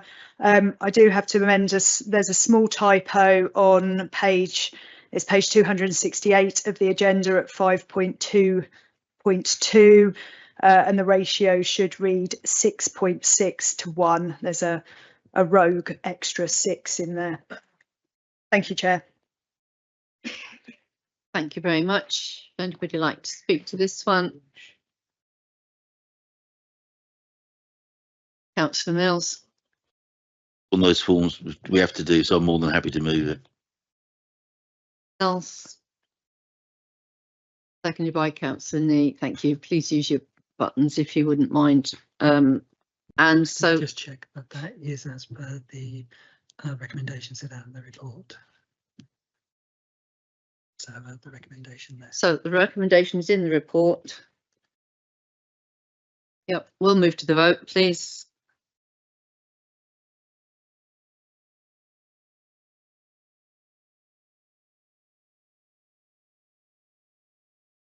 All in favour, 31. Thank you. We'll move on to item number 11, which is the Members' Allowances Scheme. I'll ask Rebecca Brough to introduce. Thank you, Chair. The report before members tonight is based on a zero increase of members' basic and special responsibility allowances. The proposed scheme is set out in Appendix 1 of the report and then subject to a small number of amendments set out in the supplementary paper.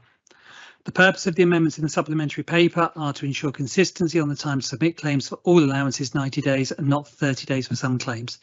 This should make it administratively easier for both members and democratic services to process the claims. There is one additional correction to the report, which is paragraph 2.2, which should state from 1st of April 2026. It says 2024 erroneously, and that should say 2026. The other change that is required is that, although not technically part of the members' allowances scheme, we report on civic allowances as part of this process. The chair has requested a reduction in the chair's civic allowance from 5,300 to 3,300. This proposed £2,000 saving would be kept within the budget for the chair to be used for other matters related to the office. Other than that, the East Kent Joint Independent Remuneration Panel has considered the proposals that is set out in Appendix 4, their views, which in summary are that they recommend a higher level of allowances than currently set. They do understand the pressures on local authorities around budgets and would be willing to basically support any allowance level up to their maximum level set. The one issue they do take with the report is that they believe that the allowance for members of the licensing committee should be removed. They don't believe that the workload justifies that particular allowance when compared to other committees. However, it is of course something you only have to be minded to consider. You do not have to follow through with that. So if members wish, you can ignore that recommendation from the East Kent Joint Independent Remuneration Panel. That's it, Chair. Thanks. Thank you. Please, person like to speak to this one? Councillor Mills. Thank you very much. I mean, I'm more than happy to move the paper. You know, I know this comes around regularly, doesn't it? Every year. You know, is it the right amount of money? Isn't it the right amount of money? I mean, my view would be, and I think this comes back to Councillor Beanie's motion earlier on, where he says finances are tight. The allocation we got wasn't enough.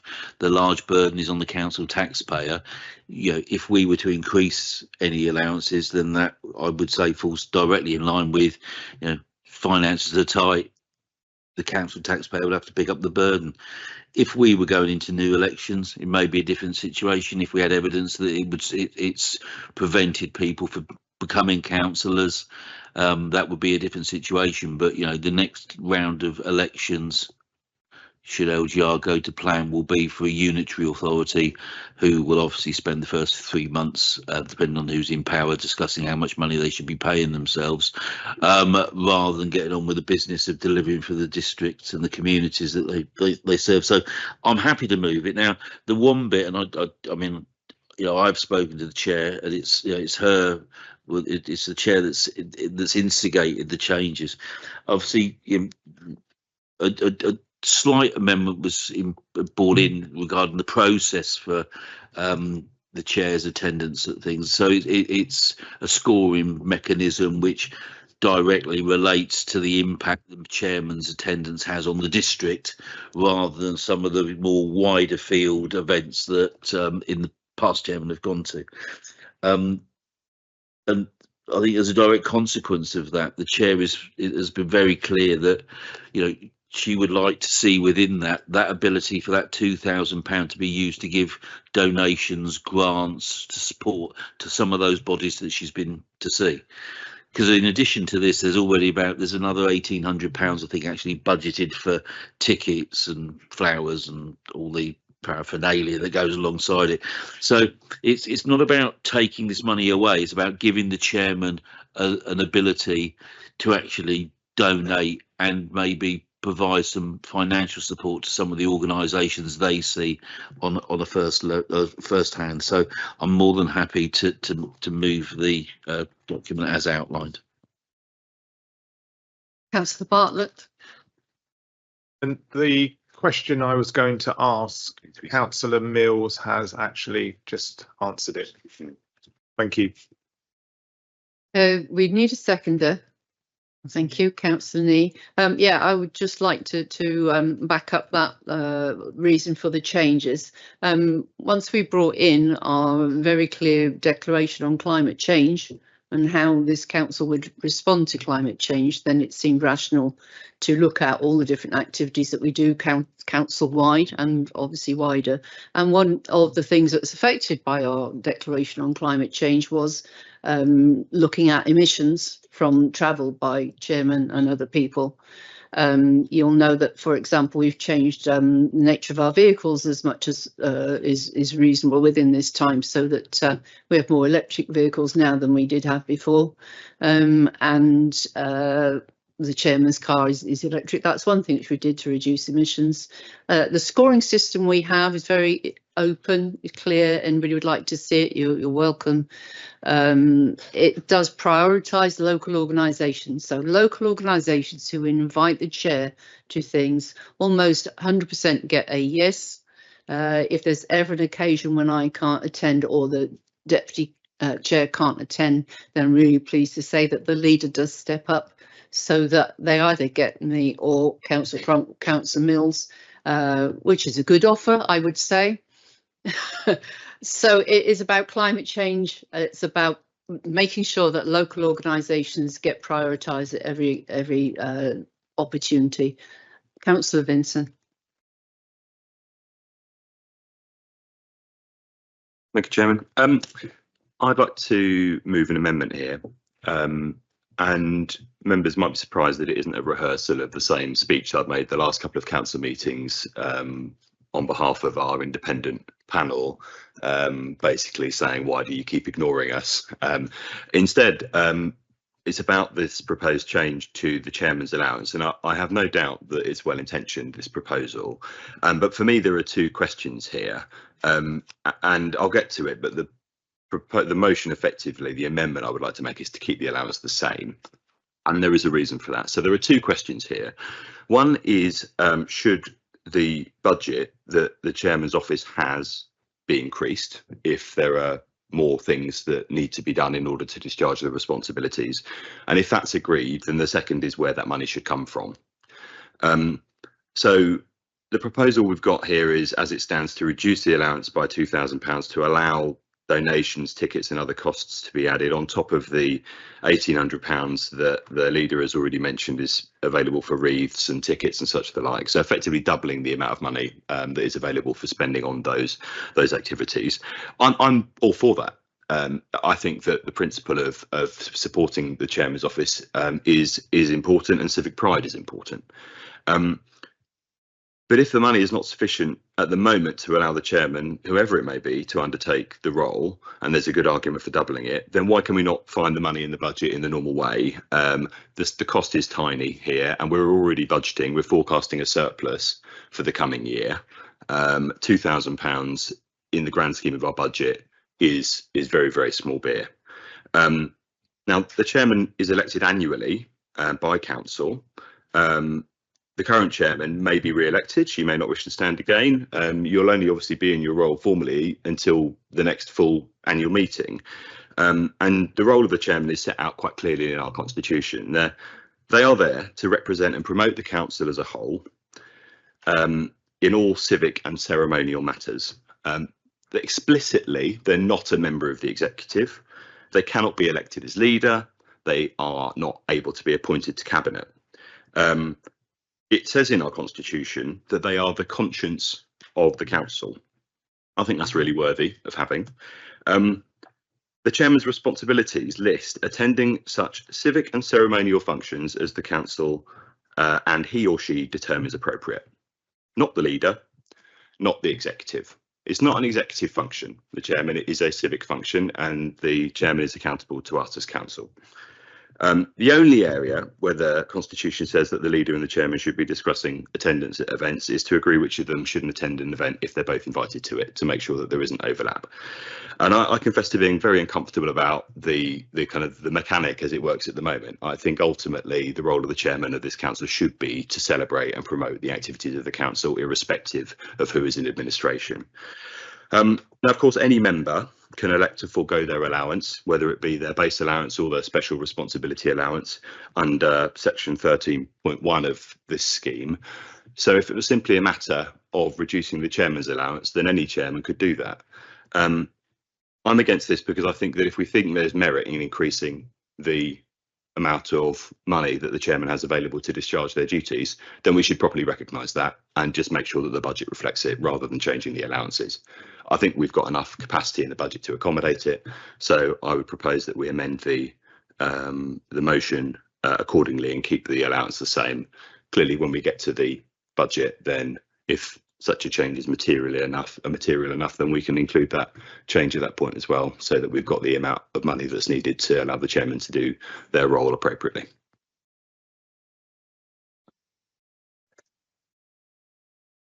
For a seconder first for this. Right. So we have an amendment and a seconder. I'd like to speak to the amendment as the person who knows best how the mechanism of this works. There was no thought at the time of adjusting the chairman's allowance that it was done with the purpose of increasing the other fund.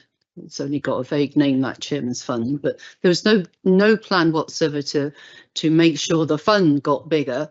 It was incidental that the fund got bigger.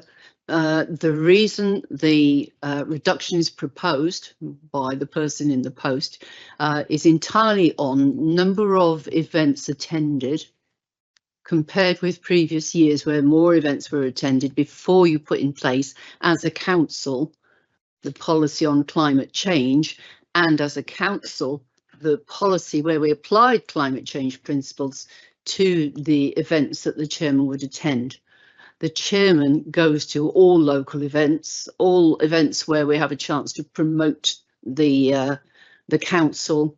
It's an apolitical post, as you know, so there's no question of the chairman not going to things because the fund is reduced. It's not a question of the movement of money across being related to anything other than incidental. It's the fact that less money is needed for the chairman's activities. The number of activities undertaken was calculated. Rebecca calculated the numbers, looked at the likelihood of how many events would be attended, what the budget would be by the end of this year. And should the same policies be applied, it's not a matter of personal taste, personal judgment, should the same policies be applied in the next year, i.e. if the council doesn't change those two policies, then less money would be required. And this was our estimate of less money required plus a bit. So it's more than enough money in this number which we're proposing to cover all the events, should you continue to want me to apply those policies which you as councils actually all voted for over the last couple of years. Councillor Mills. I should correct you, Chair. It's not a policy, it's a process. So, you know, it's a process that anyone can change. But I think there is a correlation between this and licensing, because in the past, I'm going to be honest, I think the chairs in this organisation, I've been around for a long time, used to like going to some things that served the community not an ounce.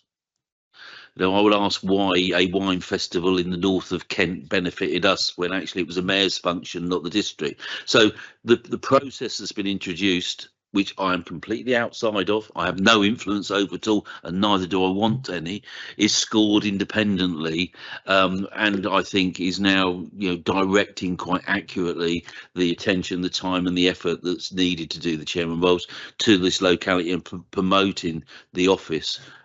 So no, I don't agree with the amendment, so I will be voting against the amendment.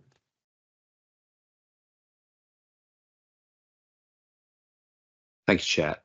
Yeah, I happen to agree with the process of selecting activities that are beneficial to the district and residents of the district. But I do agree with Councillor Vincent on this occasion that I think if an individual chairman wishes to forego their allowance, they are free to do so. But I think reducing the allowance now and then obviously selecting a chairman, it might be you, Councillor Beer, it might be someone different in May, I think would be somewhat unwise, given that the report, I think, suggests that actually, you know, our allowances are somewhat lower than other councils. So I think I would not necessarily be in agreement with forcing a reduction. I think if you would, you know, choose to forego your allowance, that's fine. But I do appreciate the, you know, noble gesture of trying to increase a fund that you could then donate. But I think I agree with Councillor Vincent that that could come from elsewhere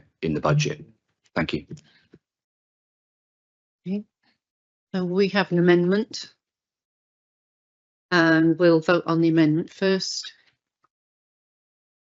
Councillor Vincent wants to sum up on his amendment. Oh, yeah. No, he's just going. Yeah.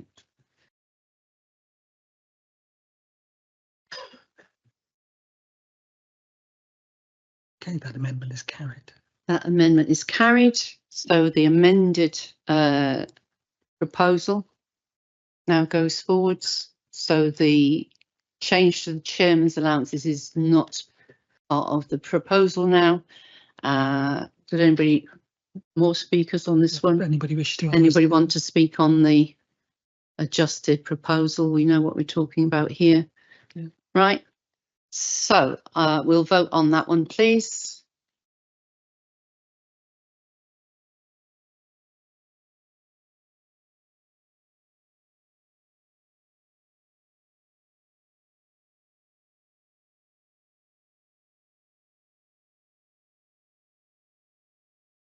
Thank you. That's carried unanimously. Thank you, everyone. And now we go to item 12, which is the section 25 report, which is closely allied to item 13, which is the council budget. We'll ask Helen Lamb to speak. Thank you, Chair. So the Section 25 report accompanies the draft budget and medium-term financial plan for 2026-27. It draws members' attention to the main factors to be considered when progressing the budget through the process as detailed at paragraph 2.4 of the report and fully briefed at February Cabinet and scrutiny. These main factors are the capital and revenue projects programmes, the impact of local government reorganisation, the financial risks associated with homelessness, temporary accommodation and supported accommodation, ongoing future year pressures and the local government funding model.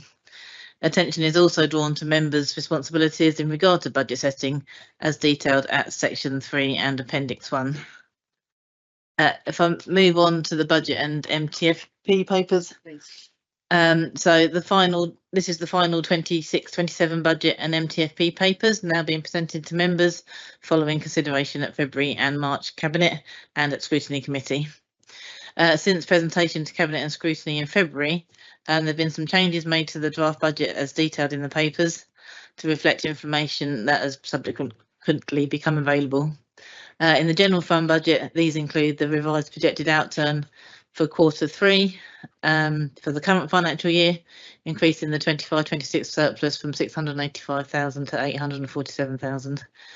The 26-27 budget now forecasts a £32,000 surplus, which was previously £127,000 deficit, and this is due to a £159,000 increase in the projected business rates due to us from the retained renewable energy business rates following the completion of the annual NDR1 return, which is a normal part of the process. We've also seen a reduction of £672,000 income from the revenue support grant due to a revised approach in the treatment of pooling returns in the final government settlement calculations, but this has been offset by a £672,000 adjustment support grant to reflect the last minute changes in the RSG and have no impact overall on our budget position. We've received all precepts from the preceptors from Kent County Council, Police and Fire, and the 26-27 council tax resolution and all associated annexes have been completed and included. The capital, treasury management and investment strategies and the minimum revenue provision statement have been completed and included, and the service annexes to the budget have been amended to reflect the new organisational structure. The key budget headlines are that the general fund budget for 26-27 is forecasting a surplus of £32,000. The proposed DDC council tax increase is £6.57 per annum, which equates to 2.98% or 13p per week for a Band D property, and we continue to maintain our position with the lowest council tax in East Kent. There are no major reductions in services proposed within the general fund budget. The housing revenue account forecasts a deficit of 283,000. Just to note, there is a typo at paragraph 6.1 that incorrectly states that this is the surplus. It is a deficit for the HRA. Housing rents will increase by 4.8%, with the typical weekly rent on a 3-bedroom house being £123.09 and continue to be much lower than the private sector equivalents. The capital programme continues to be fully funded, but as noted in the report, resources for future projects are limited and challenging. Council are asked to approve the recommendations as detailed in the report. So I tend to ask you to vote on both of these together unless I see any objections in the room, in which case we'd have to discuss. No. So we're going to look at item 12 and item 13 together. At the end of debate, there'll be a recorded vote. Right, Councillor Nee, please.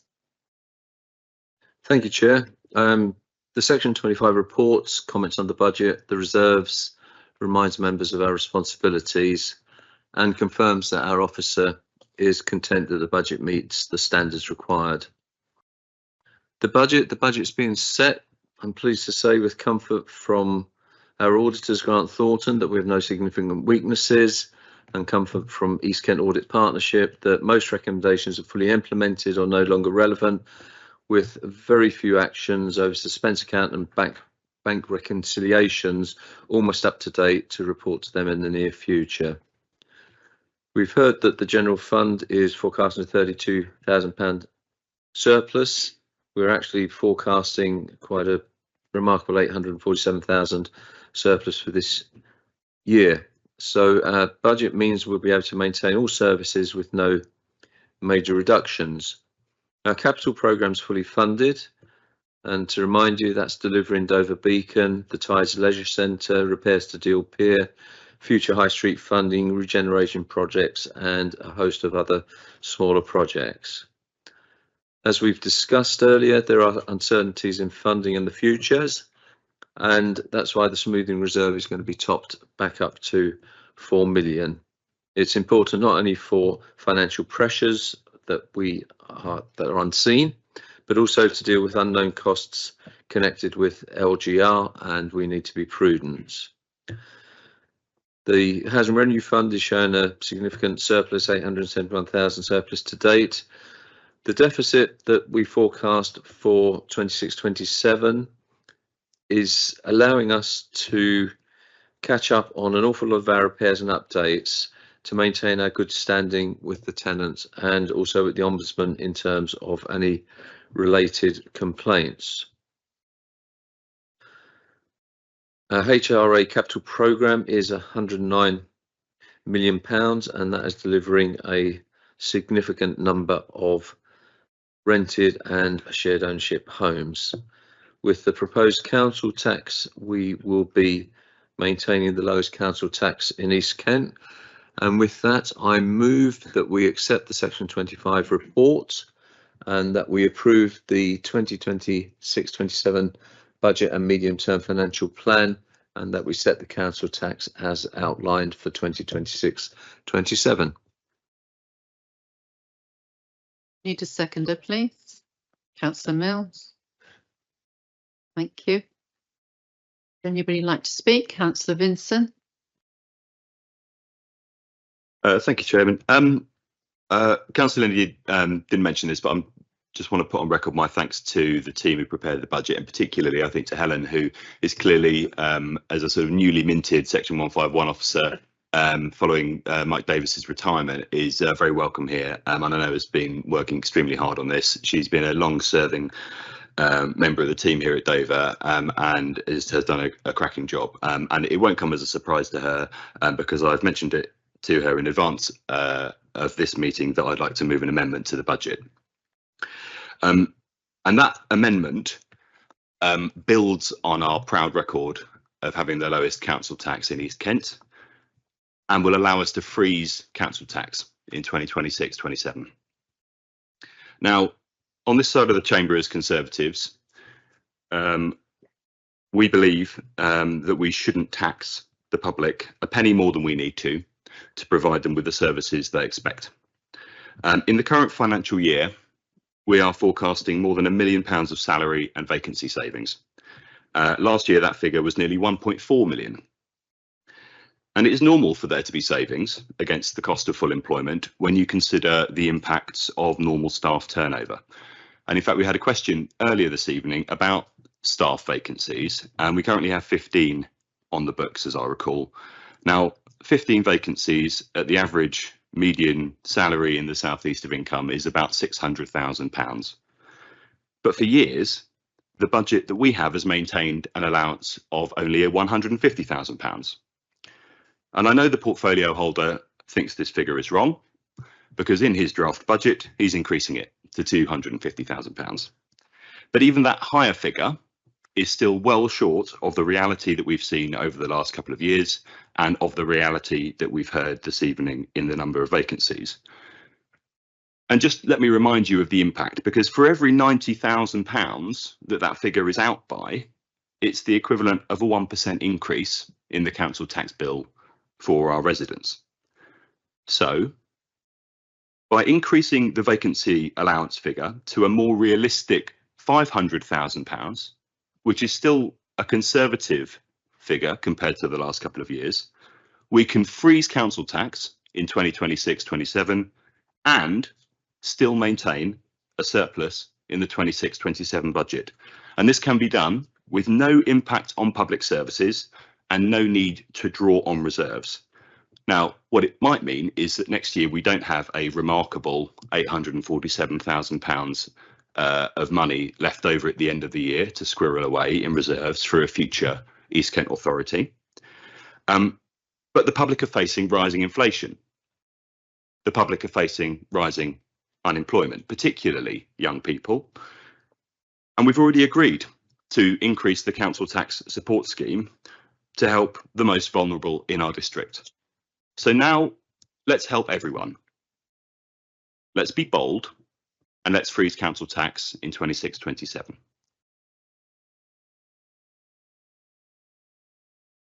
Councillor Bartlett, please. Second Councillor Vincent's amendment. Councillor Bates. Chair. For many years now, the car park at St Margaret's Bay has been desperately in need of refurbishment. Situated on the White Cliffs in an iconic setting, hosts to many visitors from all parts of the world and provides a healthy income for the council during the summer season. Yet it's been seriously neglected for many years. Car parks pitted with potholes, frequently flooded, so poorly maintained drainage. The wooden planks that used to mark the parking bays had rotted, can no longer be seen, so vehicles park wherever they wish, and the disabled bays require attention. Property Services have bid for the funds to be placed within the capital programme, and their bids have been consistently rejected. I think the last time that car park had a proper makeover was about 20 years ago. Money put aside from parking income to maintain the asset has continued to be derisory. The car park could easily be restored to a satisfactory condition for around £175,000. So given the fact that council is now providing a budget with a projected surplus of £847,000, I would like to propose a second amendment should Councillor Vincent fail to achieve a majority. Dealt with the first one. Okay. Yeah.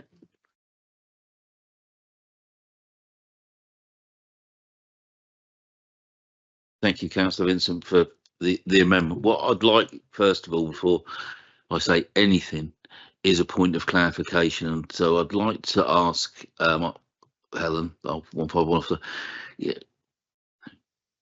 And I don't like putting officers on the spot, but with your financial nous, yeah, what is the view in your professional capacity of a suggestion like this, particularly in relation to Grant Thornton, the auditors, Partnership One, etc.?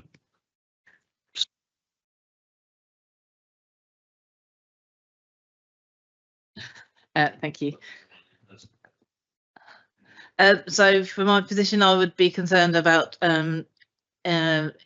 taking forward a proposal that affects our bottom line and our baseline position. It's not just the £300,000 or £280,000 reduction in council tax that impact is on for the current financial year. It would impact us on an ongoing basis and over the period of the plan at the moment, which I know takes us up to 2029-30, which takes us into LGR. Potentially, assuming no delays in that process, we'd have a £1.2 million cumulative impact on our budget position. And as we know, we are capped on our council tax, and therefore we're not in a position to be able to undo that change and bring that income back in the future. We are experiencing growing demand in our statutory services, particularly homelessness, alongside ongoing inflationary increases across contracts and utilities, as we've already identified in the report. Already in the report, we've got savings to be delivered of 1.6 million in 27-28 and a further sort of million a year for future years. And cumulatively, we're sort of heading up to a total, £7.5 million to take out of our budget across the course of all those years. And I would recommend adding another 1.2 million to this value. I think we need to maximise the income that we can generate for our council tax support, council tax charges. Additionally, with the vacancy provision, yes, there is £1 million reported in the savings. However, this is not all general fund. Approximately half of that saving impacts the HRA. And additionally, we have already have a £500,000 assumed underspend or surplus assumed in the budget. which we've historically delivered over recent years. So if we add another increase to vacancy saving plus the £500,000 we've already got, that would mean £1 million savings in the budget each year, which if we don't identify and we don't achieve in year would leave a significant deficit to deal with in the year, either funding from reserves or looking at other options. Furthermore, with the vacancy, as we get closer to LGR, it's likely that recruitment will become more challenging when vacancies rise, and we may need to backfill using interim roles, which are generally more costly than employed staff, and further reducing the savings achieved. As part of setting the 26-27 budget, we was aware of the savings that we'd made through vacancies in recent years, and undertook a detailed review of the vacancies as part of the authority to recruit group, and looked at a number of vacancies that had been in the budget for a number of years and have reduced them. Therefore, we've reduced the expectation that we are likely to see from vacancy provision. I think we've already increased it by a reasonable amount, taking into account some of the uncertainty, but I would have concern about the additional risk and uncertainty on the budget position if we increase the vacancy provision further. As members are aware, our core spending power calculations for the settlements assume that we will increase our council tax to the cap.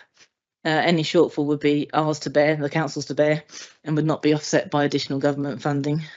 And in the extreme event of additional unexpected pressures facing the council, any requests for exceptional financial support from government would be impacted if we hadn't undertaken every option to maintain a robust budget position. You mentioned Grant and Thornton. Myself and Louise have recently met with the Value for Money team, and they've already advised that one of the key things they will be looking at this year will be our strategic governance approach and our ongoing financial sustainability to the local government process. And I think they would raise concerns, I can't speak for them, if we're not maximising our council tax income and taking that risk on the future budget.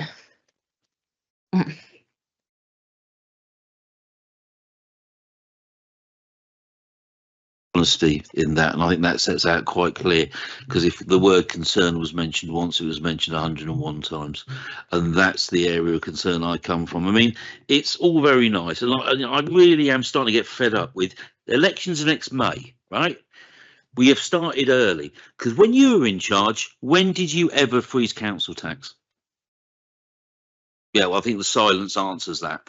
When you were at County Hall, when did you ever suggest a council tax increase who take the vast majority from us?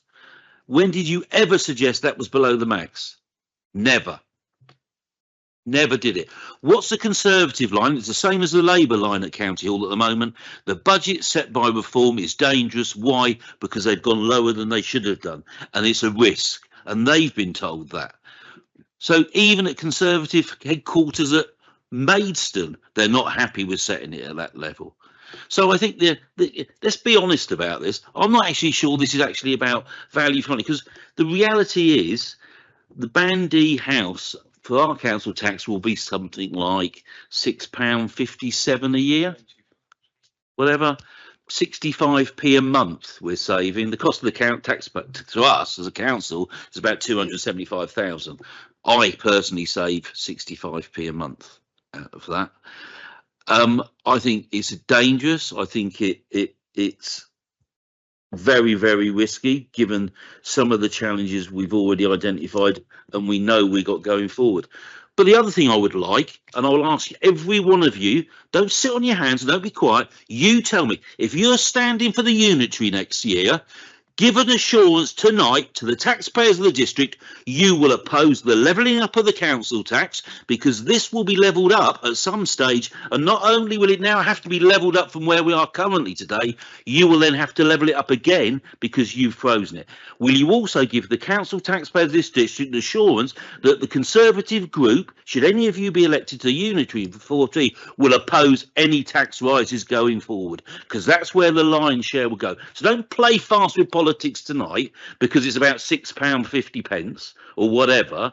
Let's go forward, because this is all about the election next year.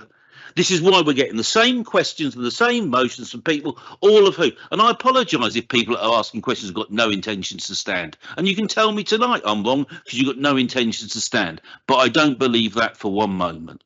And it's a shame, because even at £6 odd per year, we had councillors in this chamber that couldn't afford to pay it. and didn't pay it and broke the law by not paying it. So I'm not going to play ball with this. This is just you cutting fast. You know, you're bringing it on the last minute. You've had every opportunity to raise this before, to get it costed out, to get it through the Section 25. You've done absolutely nothing. What we'll do is we'll wait till the last minute, then we'll throw in a swerve ball and we'll say, whatever happens, if we get it through, look how good we are. We've frozen it. You haven't got to find £6.57 next year. If we don't get it through, that terrible Labour council, they've increased your council tax by £6.57. We would never have done it. Although we've always done it in the past and will continue to do it in the future. But please elect us next May. So no, I will not accept this, and I'll ask my group to oppose this amendment. Thank you, Chair. I'll be very interested to hear Councillor Mill's opinion once he's had a chance to think about it. The amendment shows naivety, and it's naive because right the way through, marbled through the financial plan, is the word financial pressures. And I would ask everyone in this chamber to consider what they saw on the news over the last few days. There's the conflict in the Middle East. There's a conflict between Pakistan and Afghanistan ongoing. All of us have had a huge inflation increase immediately from that, and that's going to be coming through for the next 6 months to a year, even if it's resolved tomorrow. There are tankers sitting in the Straits of Hormuz at £200,000 a day cost, double to £400,000 a day cost. Now, when they unload, the shipping companies aren't going to take the hit. We're going to take the hit. We're going to take that hit then on our own costs, on our suppliers' costs, on every cost connected with this council. That's why we're prudent. That's why we recognise that there are financial pressures. So one of the other one of the unintended consequences of this amendment is the reverse effect of compound interest. If we don't increase this year, the amount by which we increase next year is severely limited. Now, Section 1.5 officer has been very clear as to what the impact of that will be. The immediate consequence, I was just going to say future election, but I think Councillor Mills has been more than eloquent in actually talking about what the real object is to show how good the other side are at promoting the interests of our residents when they haven't got any intention of promoting anything other than their future political careers. Does the Head of Finance and Investment want to add anything? No, you've got your button pushed. Okay, so we're voting on the amendment. Would you like to summarise before we vote, Councillor Vincent? Yeah, I would like to summarise, Chairman. Thank you. There's a lot of accusations flying around this evening about risk, about political campaigning, about naivety, about things being dangerous. I'll start where I began when I proposed this amendment and say that I have a huge amount of respect for Helen and the team and the work they do to safeguard the finances of this council. I fully understand the impact that this change would have on the baseline position for ongoing funding, but I don't accept that we're here just to sleepwalk into a council tax increase set by the government every single year.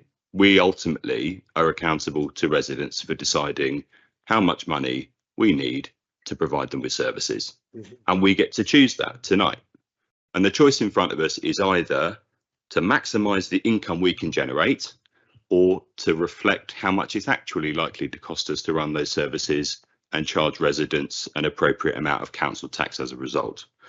That isn't risky or dangerous, that's pragmatic and fair. I don't believe that we should be taking hundreds of thousands of pounds off residents needlessly.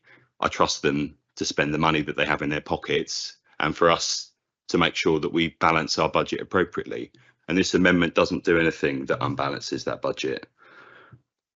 The smoothing reserve that we have was introduced by this administration when I was the finance portfolio holder, for the precise reason that it allowed us to take a central estimate of our financial risk when setting the budget. And £4 million is a significant chunk of money that allows us to balance the budget risks that we see in front of us. Now, the leader asked what we did when we were in administration. Now, I wasn't in administration for the whole of the period that we were in control here in Dover, but we froze parking charges on numerous occasions. And you have to ask, how did we end up with the lowest council tax in East Kent in the first place? It was a Conservative administration that made that happen by taking really good care of the money that residents pay us to provide the services that they expect. So I do know that there's a cumulative impact here, but I don't see the public as cash cows. And I don't think we should either. I think we should take a serious look at what's in the budget. We already know the portfolio holder thinks that the 150k figure that's allowed in the budget is wrong because he's putting it up. I'm saying that we should put it up to a number that properly reflects that gap, and we should do right by the public by then adjusting the amount we collect in council tax accordingly. I don't think that's risky. I don't think that's political campaigning. I think that's reasonable budgeting. I think that is just good management, and I think that's fair to residents. So I don't accept the accusations that we are grandstanding or politicising stuff here. This is just an opportunity for us to make a proper amendment to the budget that is fair. The final thing I'd say is that to suggest that this isn't something I've raised before is nonsense. I've asked on numerous occasions at council, at overview and scrutiny, what's going on and why do we have such a significant underspend in staff over the last 2 years when this has materialised? Because frankly, having an underspend of £1.4 million on staffing in this organisation is an alarm bell for me. And I think it should be for all of us. Now, over looking at it for the last couple of years, it's become apparent to me that the significant thing that's changed is that the budget allowance is out. So we need to put that right. I think that's accepted. By putting it right, we've got a choice. Because we either continue taking that money from the public, or we sort our council tax out so that it reflects the money we actually need to run the council. And that's what I'm proposing we do. So I hear your arguments. I don't think I'm a gambler. I don't think this is risky. I think this is fair.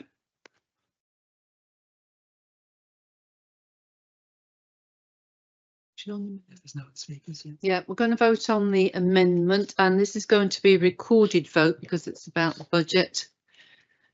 So if you are in favour of Councillor Vincent's amendment, you would vote for. If you're not in favour, you would vote against, or you may choose to abstain.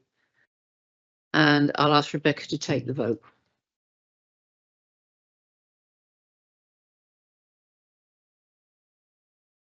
Thank you, Chair. Just to recap, so you're voting on the amendment. Those in favour of the amendment, when I call out your name, state for. If you oppose the amendment, state against, and you have the option of saying abstain. Councillor Back. For. Councillor Bartlett. For. Councillor Bates. For. Councillor Beanie. For. Councillor Beer. Against. Against. Councillor Biggs. Against. Councillor Blair. Against. Councillor Brivio. Against. Councillor Cowan. Against. Councillor Cronk. Against. Councillor Friend. For. Councillor Hibbert. For. Councillor Hill. Against. Councillor Kenton. For. Councillor Knight. For. Councillor Loughman. Against. Councillor Mannion. For. Councillor Mills. Against. Councillor Morehouse. For. Councillor Murphy. Against. Councillor Nee. Against. Councillor Parks. Against. Councillor Porter. For. Councillor Pout. Against. Councillor Richardson. For. Councillor Rose. For. Councillor Vinson. For. Councillor Williams. Against. Councillor Woodgate. For. Councillor Wright. Against. Councillor Zossida. Against. That is 1, 2, 3. 15 in favour and 1, 2, 3, 4, 5, 6, 16 against. That motion has fallen. To the first proposal. Yes, Yeah. yes, was Councillor seconded. Bates had wanted to move an amendment. Councillor Bates, you suggested you'd like to make an amendment. Are you still keen to do so? We won that one. No, we lost it. I would actually, yes, thanks. I won't go through the preamble again. I think you all got the gist of what I'm applying for. So the amendment that I would like to propose is that the council recognises its duty to maintaining car parking assets in a civilised state of repair, and will place a further £175,000 from its anticipated surplus of £847,000 into the capital programme for the express purpose of restoring St Margaret's Bay car park. Thank you. Yes, Madam Chairman, I'd like to second that with Anybody like to speak this one? Councillor Nee. Clarity, is this a valid amendment in terms of ring fencing one particular item?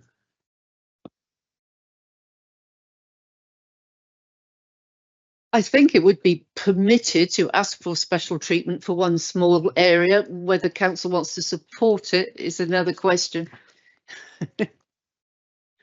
We'll just get some guidance here.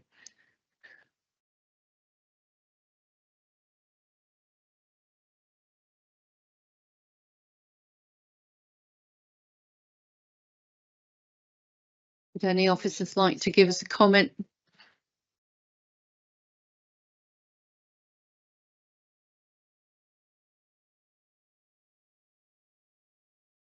Louise?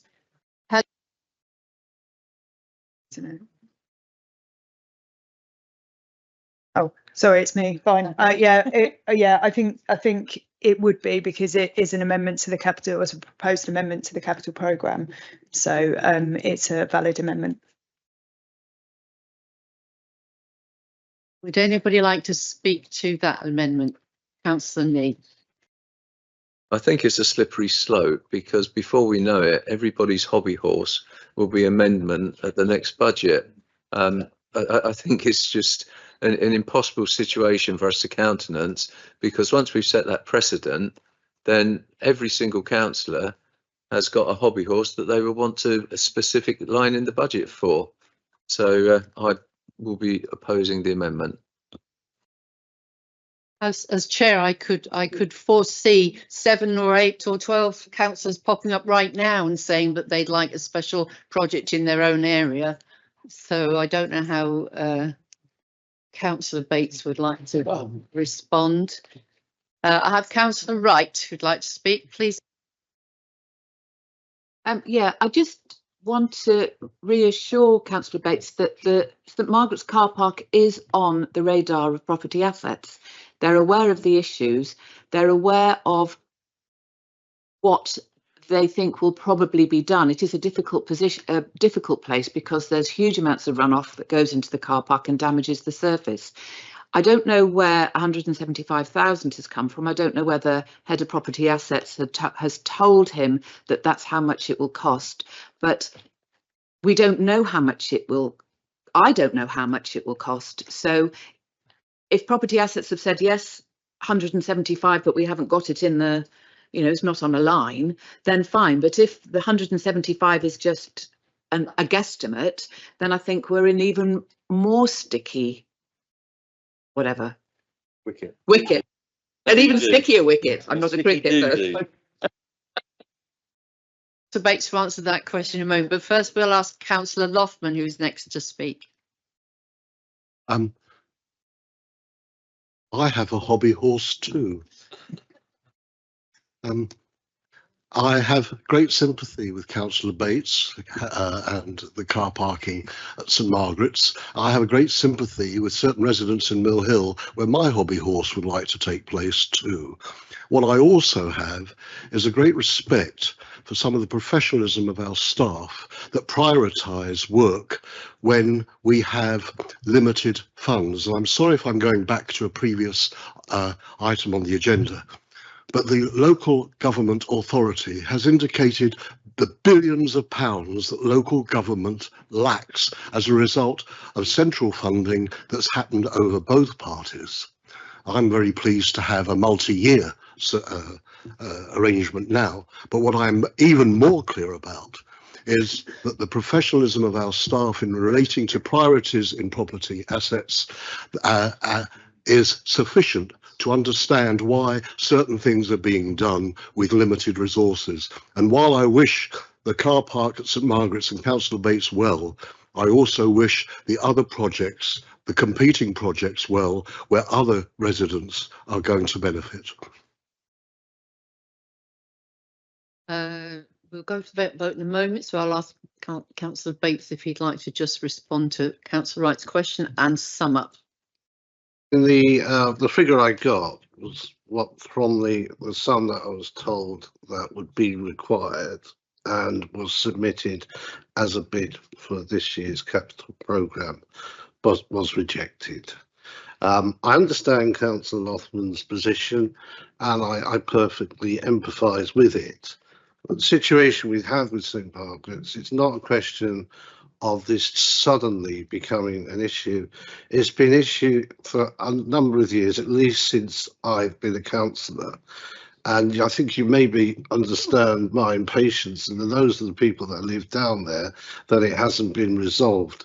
Now, I don't want to create a precedent. I understand what you're saying, that if this was to be passed, we might be in a position where we'll all be queuing up at the doors to give our own particular hobby horses. So I'm happy to withdraw it, but I would like to suggest that it be placed on the work programme of scrutiny so that we can look at it in that particular venue. So if you're happy to do that, I'm happy to withdraw it. I think technically that's another proposal and or amendment, and I'm not sure we could take that right away. It seems, yeah. But you can withdraw your amendment, of course, but the bit about, you know, I want you to commit to putting it on scrutiny is for scrutiny and or others to decide at the point. Yep. Yeah. Briefly on that point. I'll just ask Rebecca to clarify. Thank you. Yes, so the member can withdraw his motion. That's absolutely fine. In terms of the work programme, the chair of the scrutiny committee is sitting here, as is the vice chair of the scrutiny committee. I mean, if they were to want to give a verbal assent that they would be prepared at the next meeting of the scrutiny committee to raise that as part of the work programme item, I think that would probably be acceptable. And obviously, Councillor Bates is a member of the scrutiny committee anyway, so he could raise that there. So, yeah. I don't know if Councillor Powell wants to say anything. Very good, Councillor Powell. Thank you. So I'm sure Councillor Powell can have a good discussion about that particular issue and how it can be dealt with. Thank you very much. So at the moment we've had one amendment that's failed, one amendment that has been withdrawn. So we're back to the main motion. Yeah. Is there anyone else who wants to speak on anything? If not, we'll go to the vote. This will be a recorded vote again. So if you're in favour of Councillor Nee's proposal that everything from items 12 and 13 be accepted and approved, and is that sufficient language? Yeah, that's fine. Then we'll ask you each for your vote, please. If you are in favour, you'll vote for. Otherwise, you have other options, of course. Thank you, Chair. And for those present in the chamber and for the viewers at home, I will be calling out your name, and if you could state for, against or abstain when I do. Councillor Back. Abstain. Councillor Bartlett. Abstain. Councillor Bates. Abstain. Councillor Beanie. Abstain. Councillor Beer. For. For. Councillor Biggs. For. Councillor Blair. For. Councillor Brivio. For. Councillor Cowan. For. Councillor Cronk. For. Councillor Friend. Against. Councillor Hibbert. Abstain. Councillor Hill. For. Councillor Kenton. Against. Councillor Knight. Abstain. Councillor Loughman. For. Councillor Mannion. Against. Councillor Mills. For. Councillor Morehouse. Against. Councillor Murphy. For. Councillor Nee. For. Councillor Parks. 4. Councillor Porter. Against. Councillor Pout. 4. Councillor Richardson. Against. Councillor Rose. Against. Councillor Vinston. Against. Councillor Williams. 4. Councillor Woodgate. Against. Councillor Wright. 4. Councillor Zossida. 4.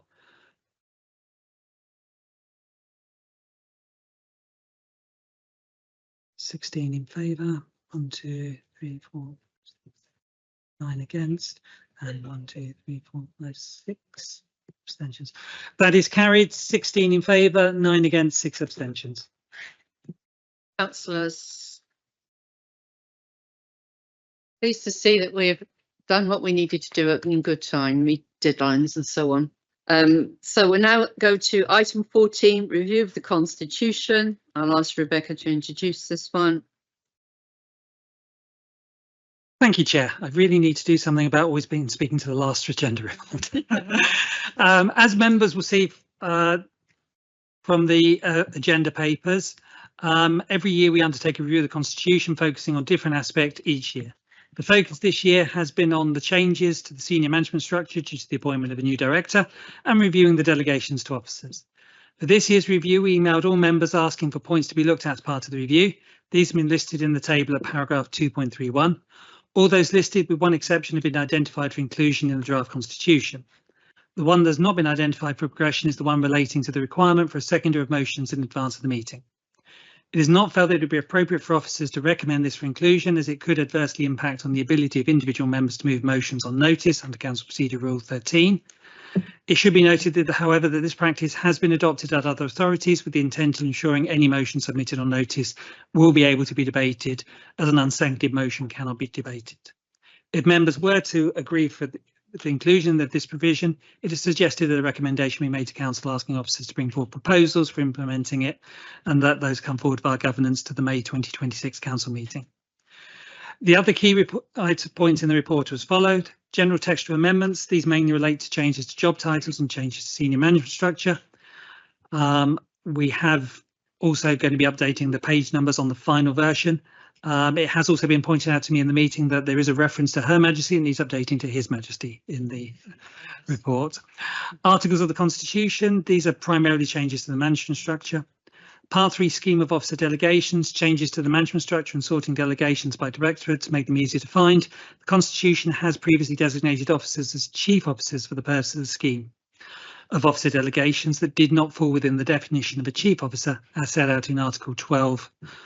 This primarily applied to heads of service who had access to a number of chief officer delegations as a result. To simplify this, the scheme of officer delegation has been specifically amended to replicate those chief officer functions used by heads of service into a new set of delegations assigned to heads of service.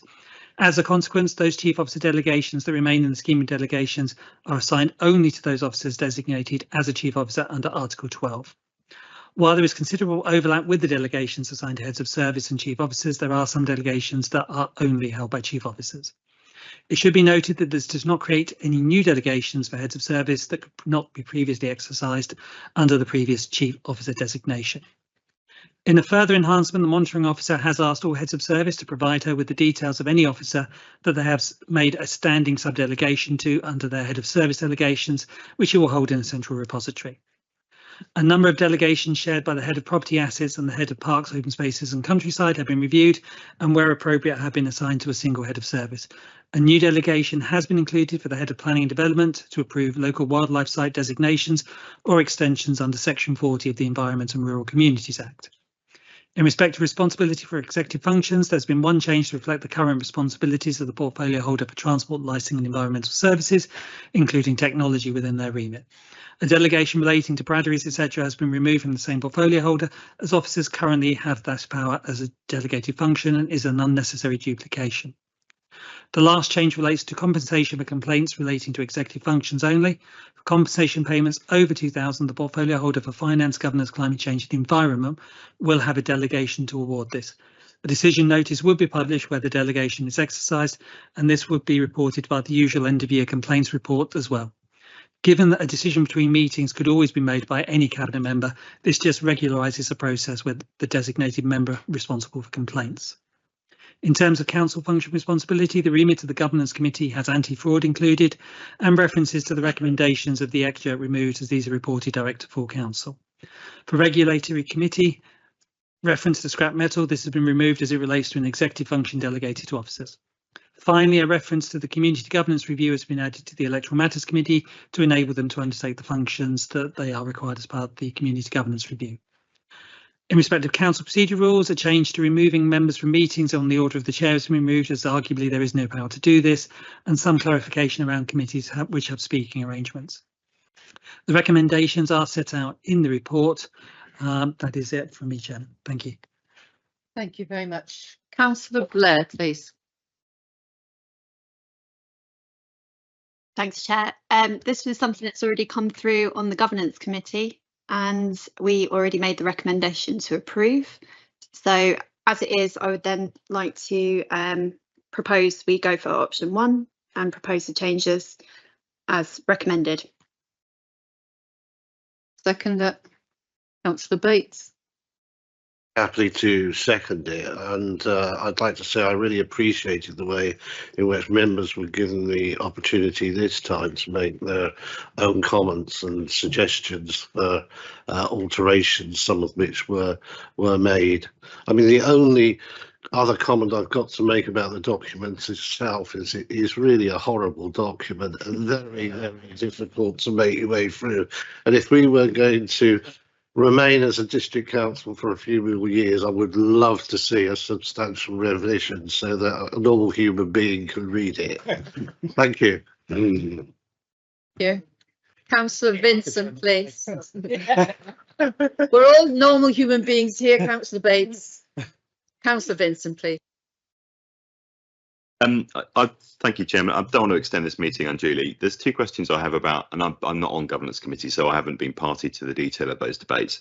There's 2 particular changes here that are, so in 2.13, there was a change to delegation where effectively officers can approve extensions to or creation of local wildlife sites.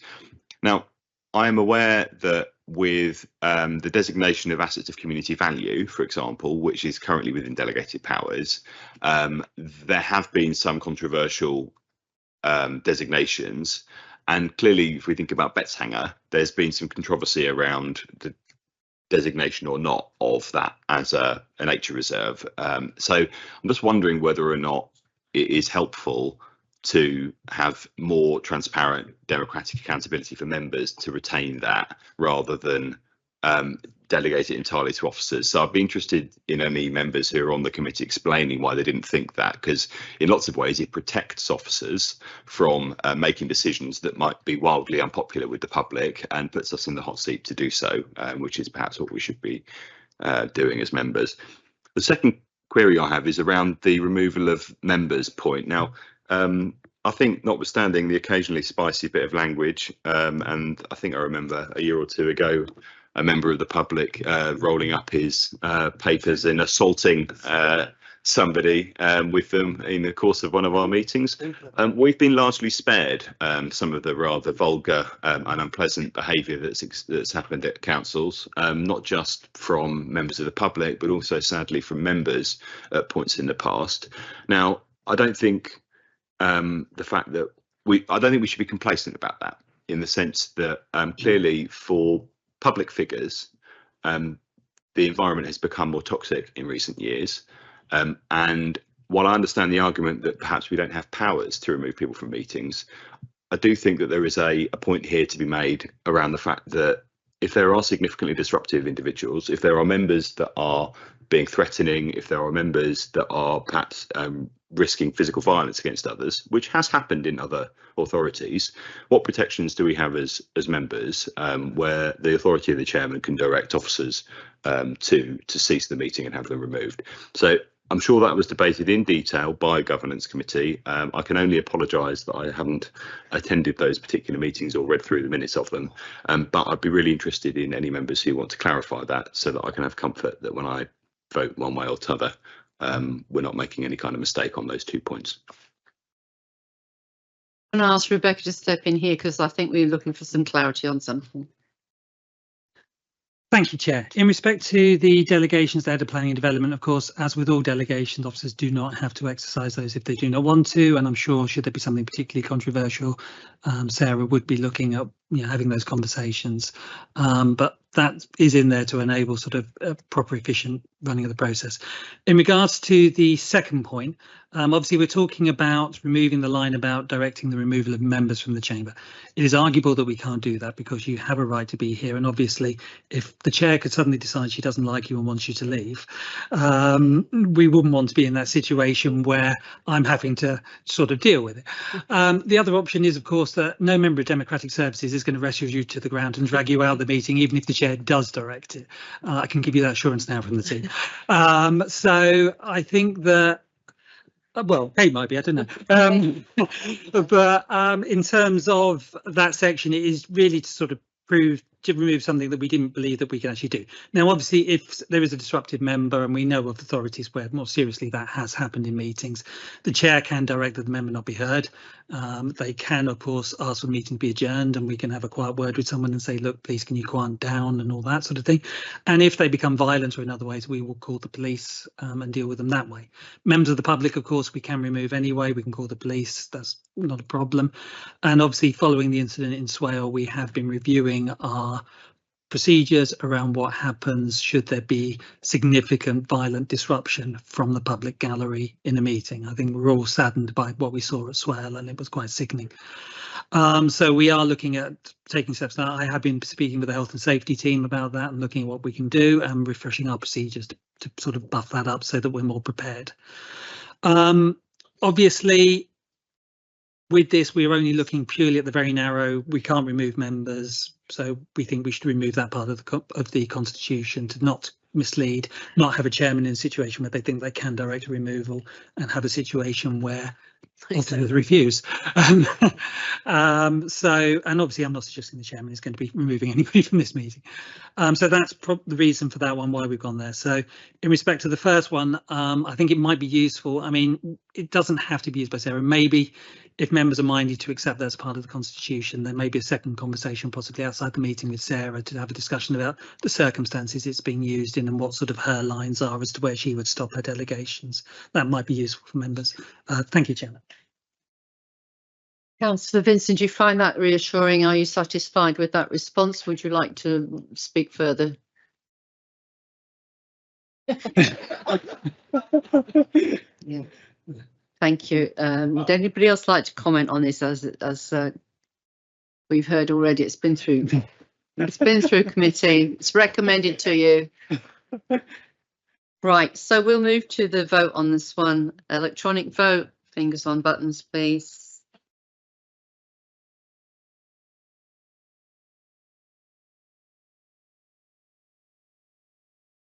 Thank you, members. That's all in favour. And item 16 is urgent business time. I've not been informed of any business that's urgent. So I'm just going to read the closure of the meeting. Please don't quite jump up yet because it makes it harder to hear. Thank you, everyone. That concludes the meeting. I'd like to wish a good evening to members, officers and all those watching the meeting online. Please could I ask Democratic Services to end the meeting broadcast and confirm when this has been done. Thank you, everyone.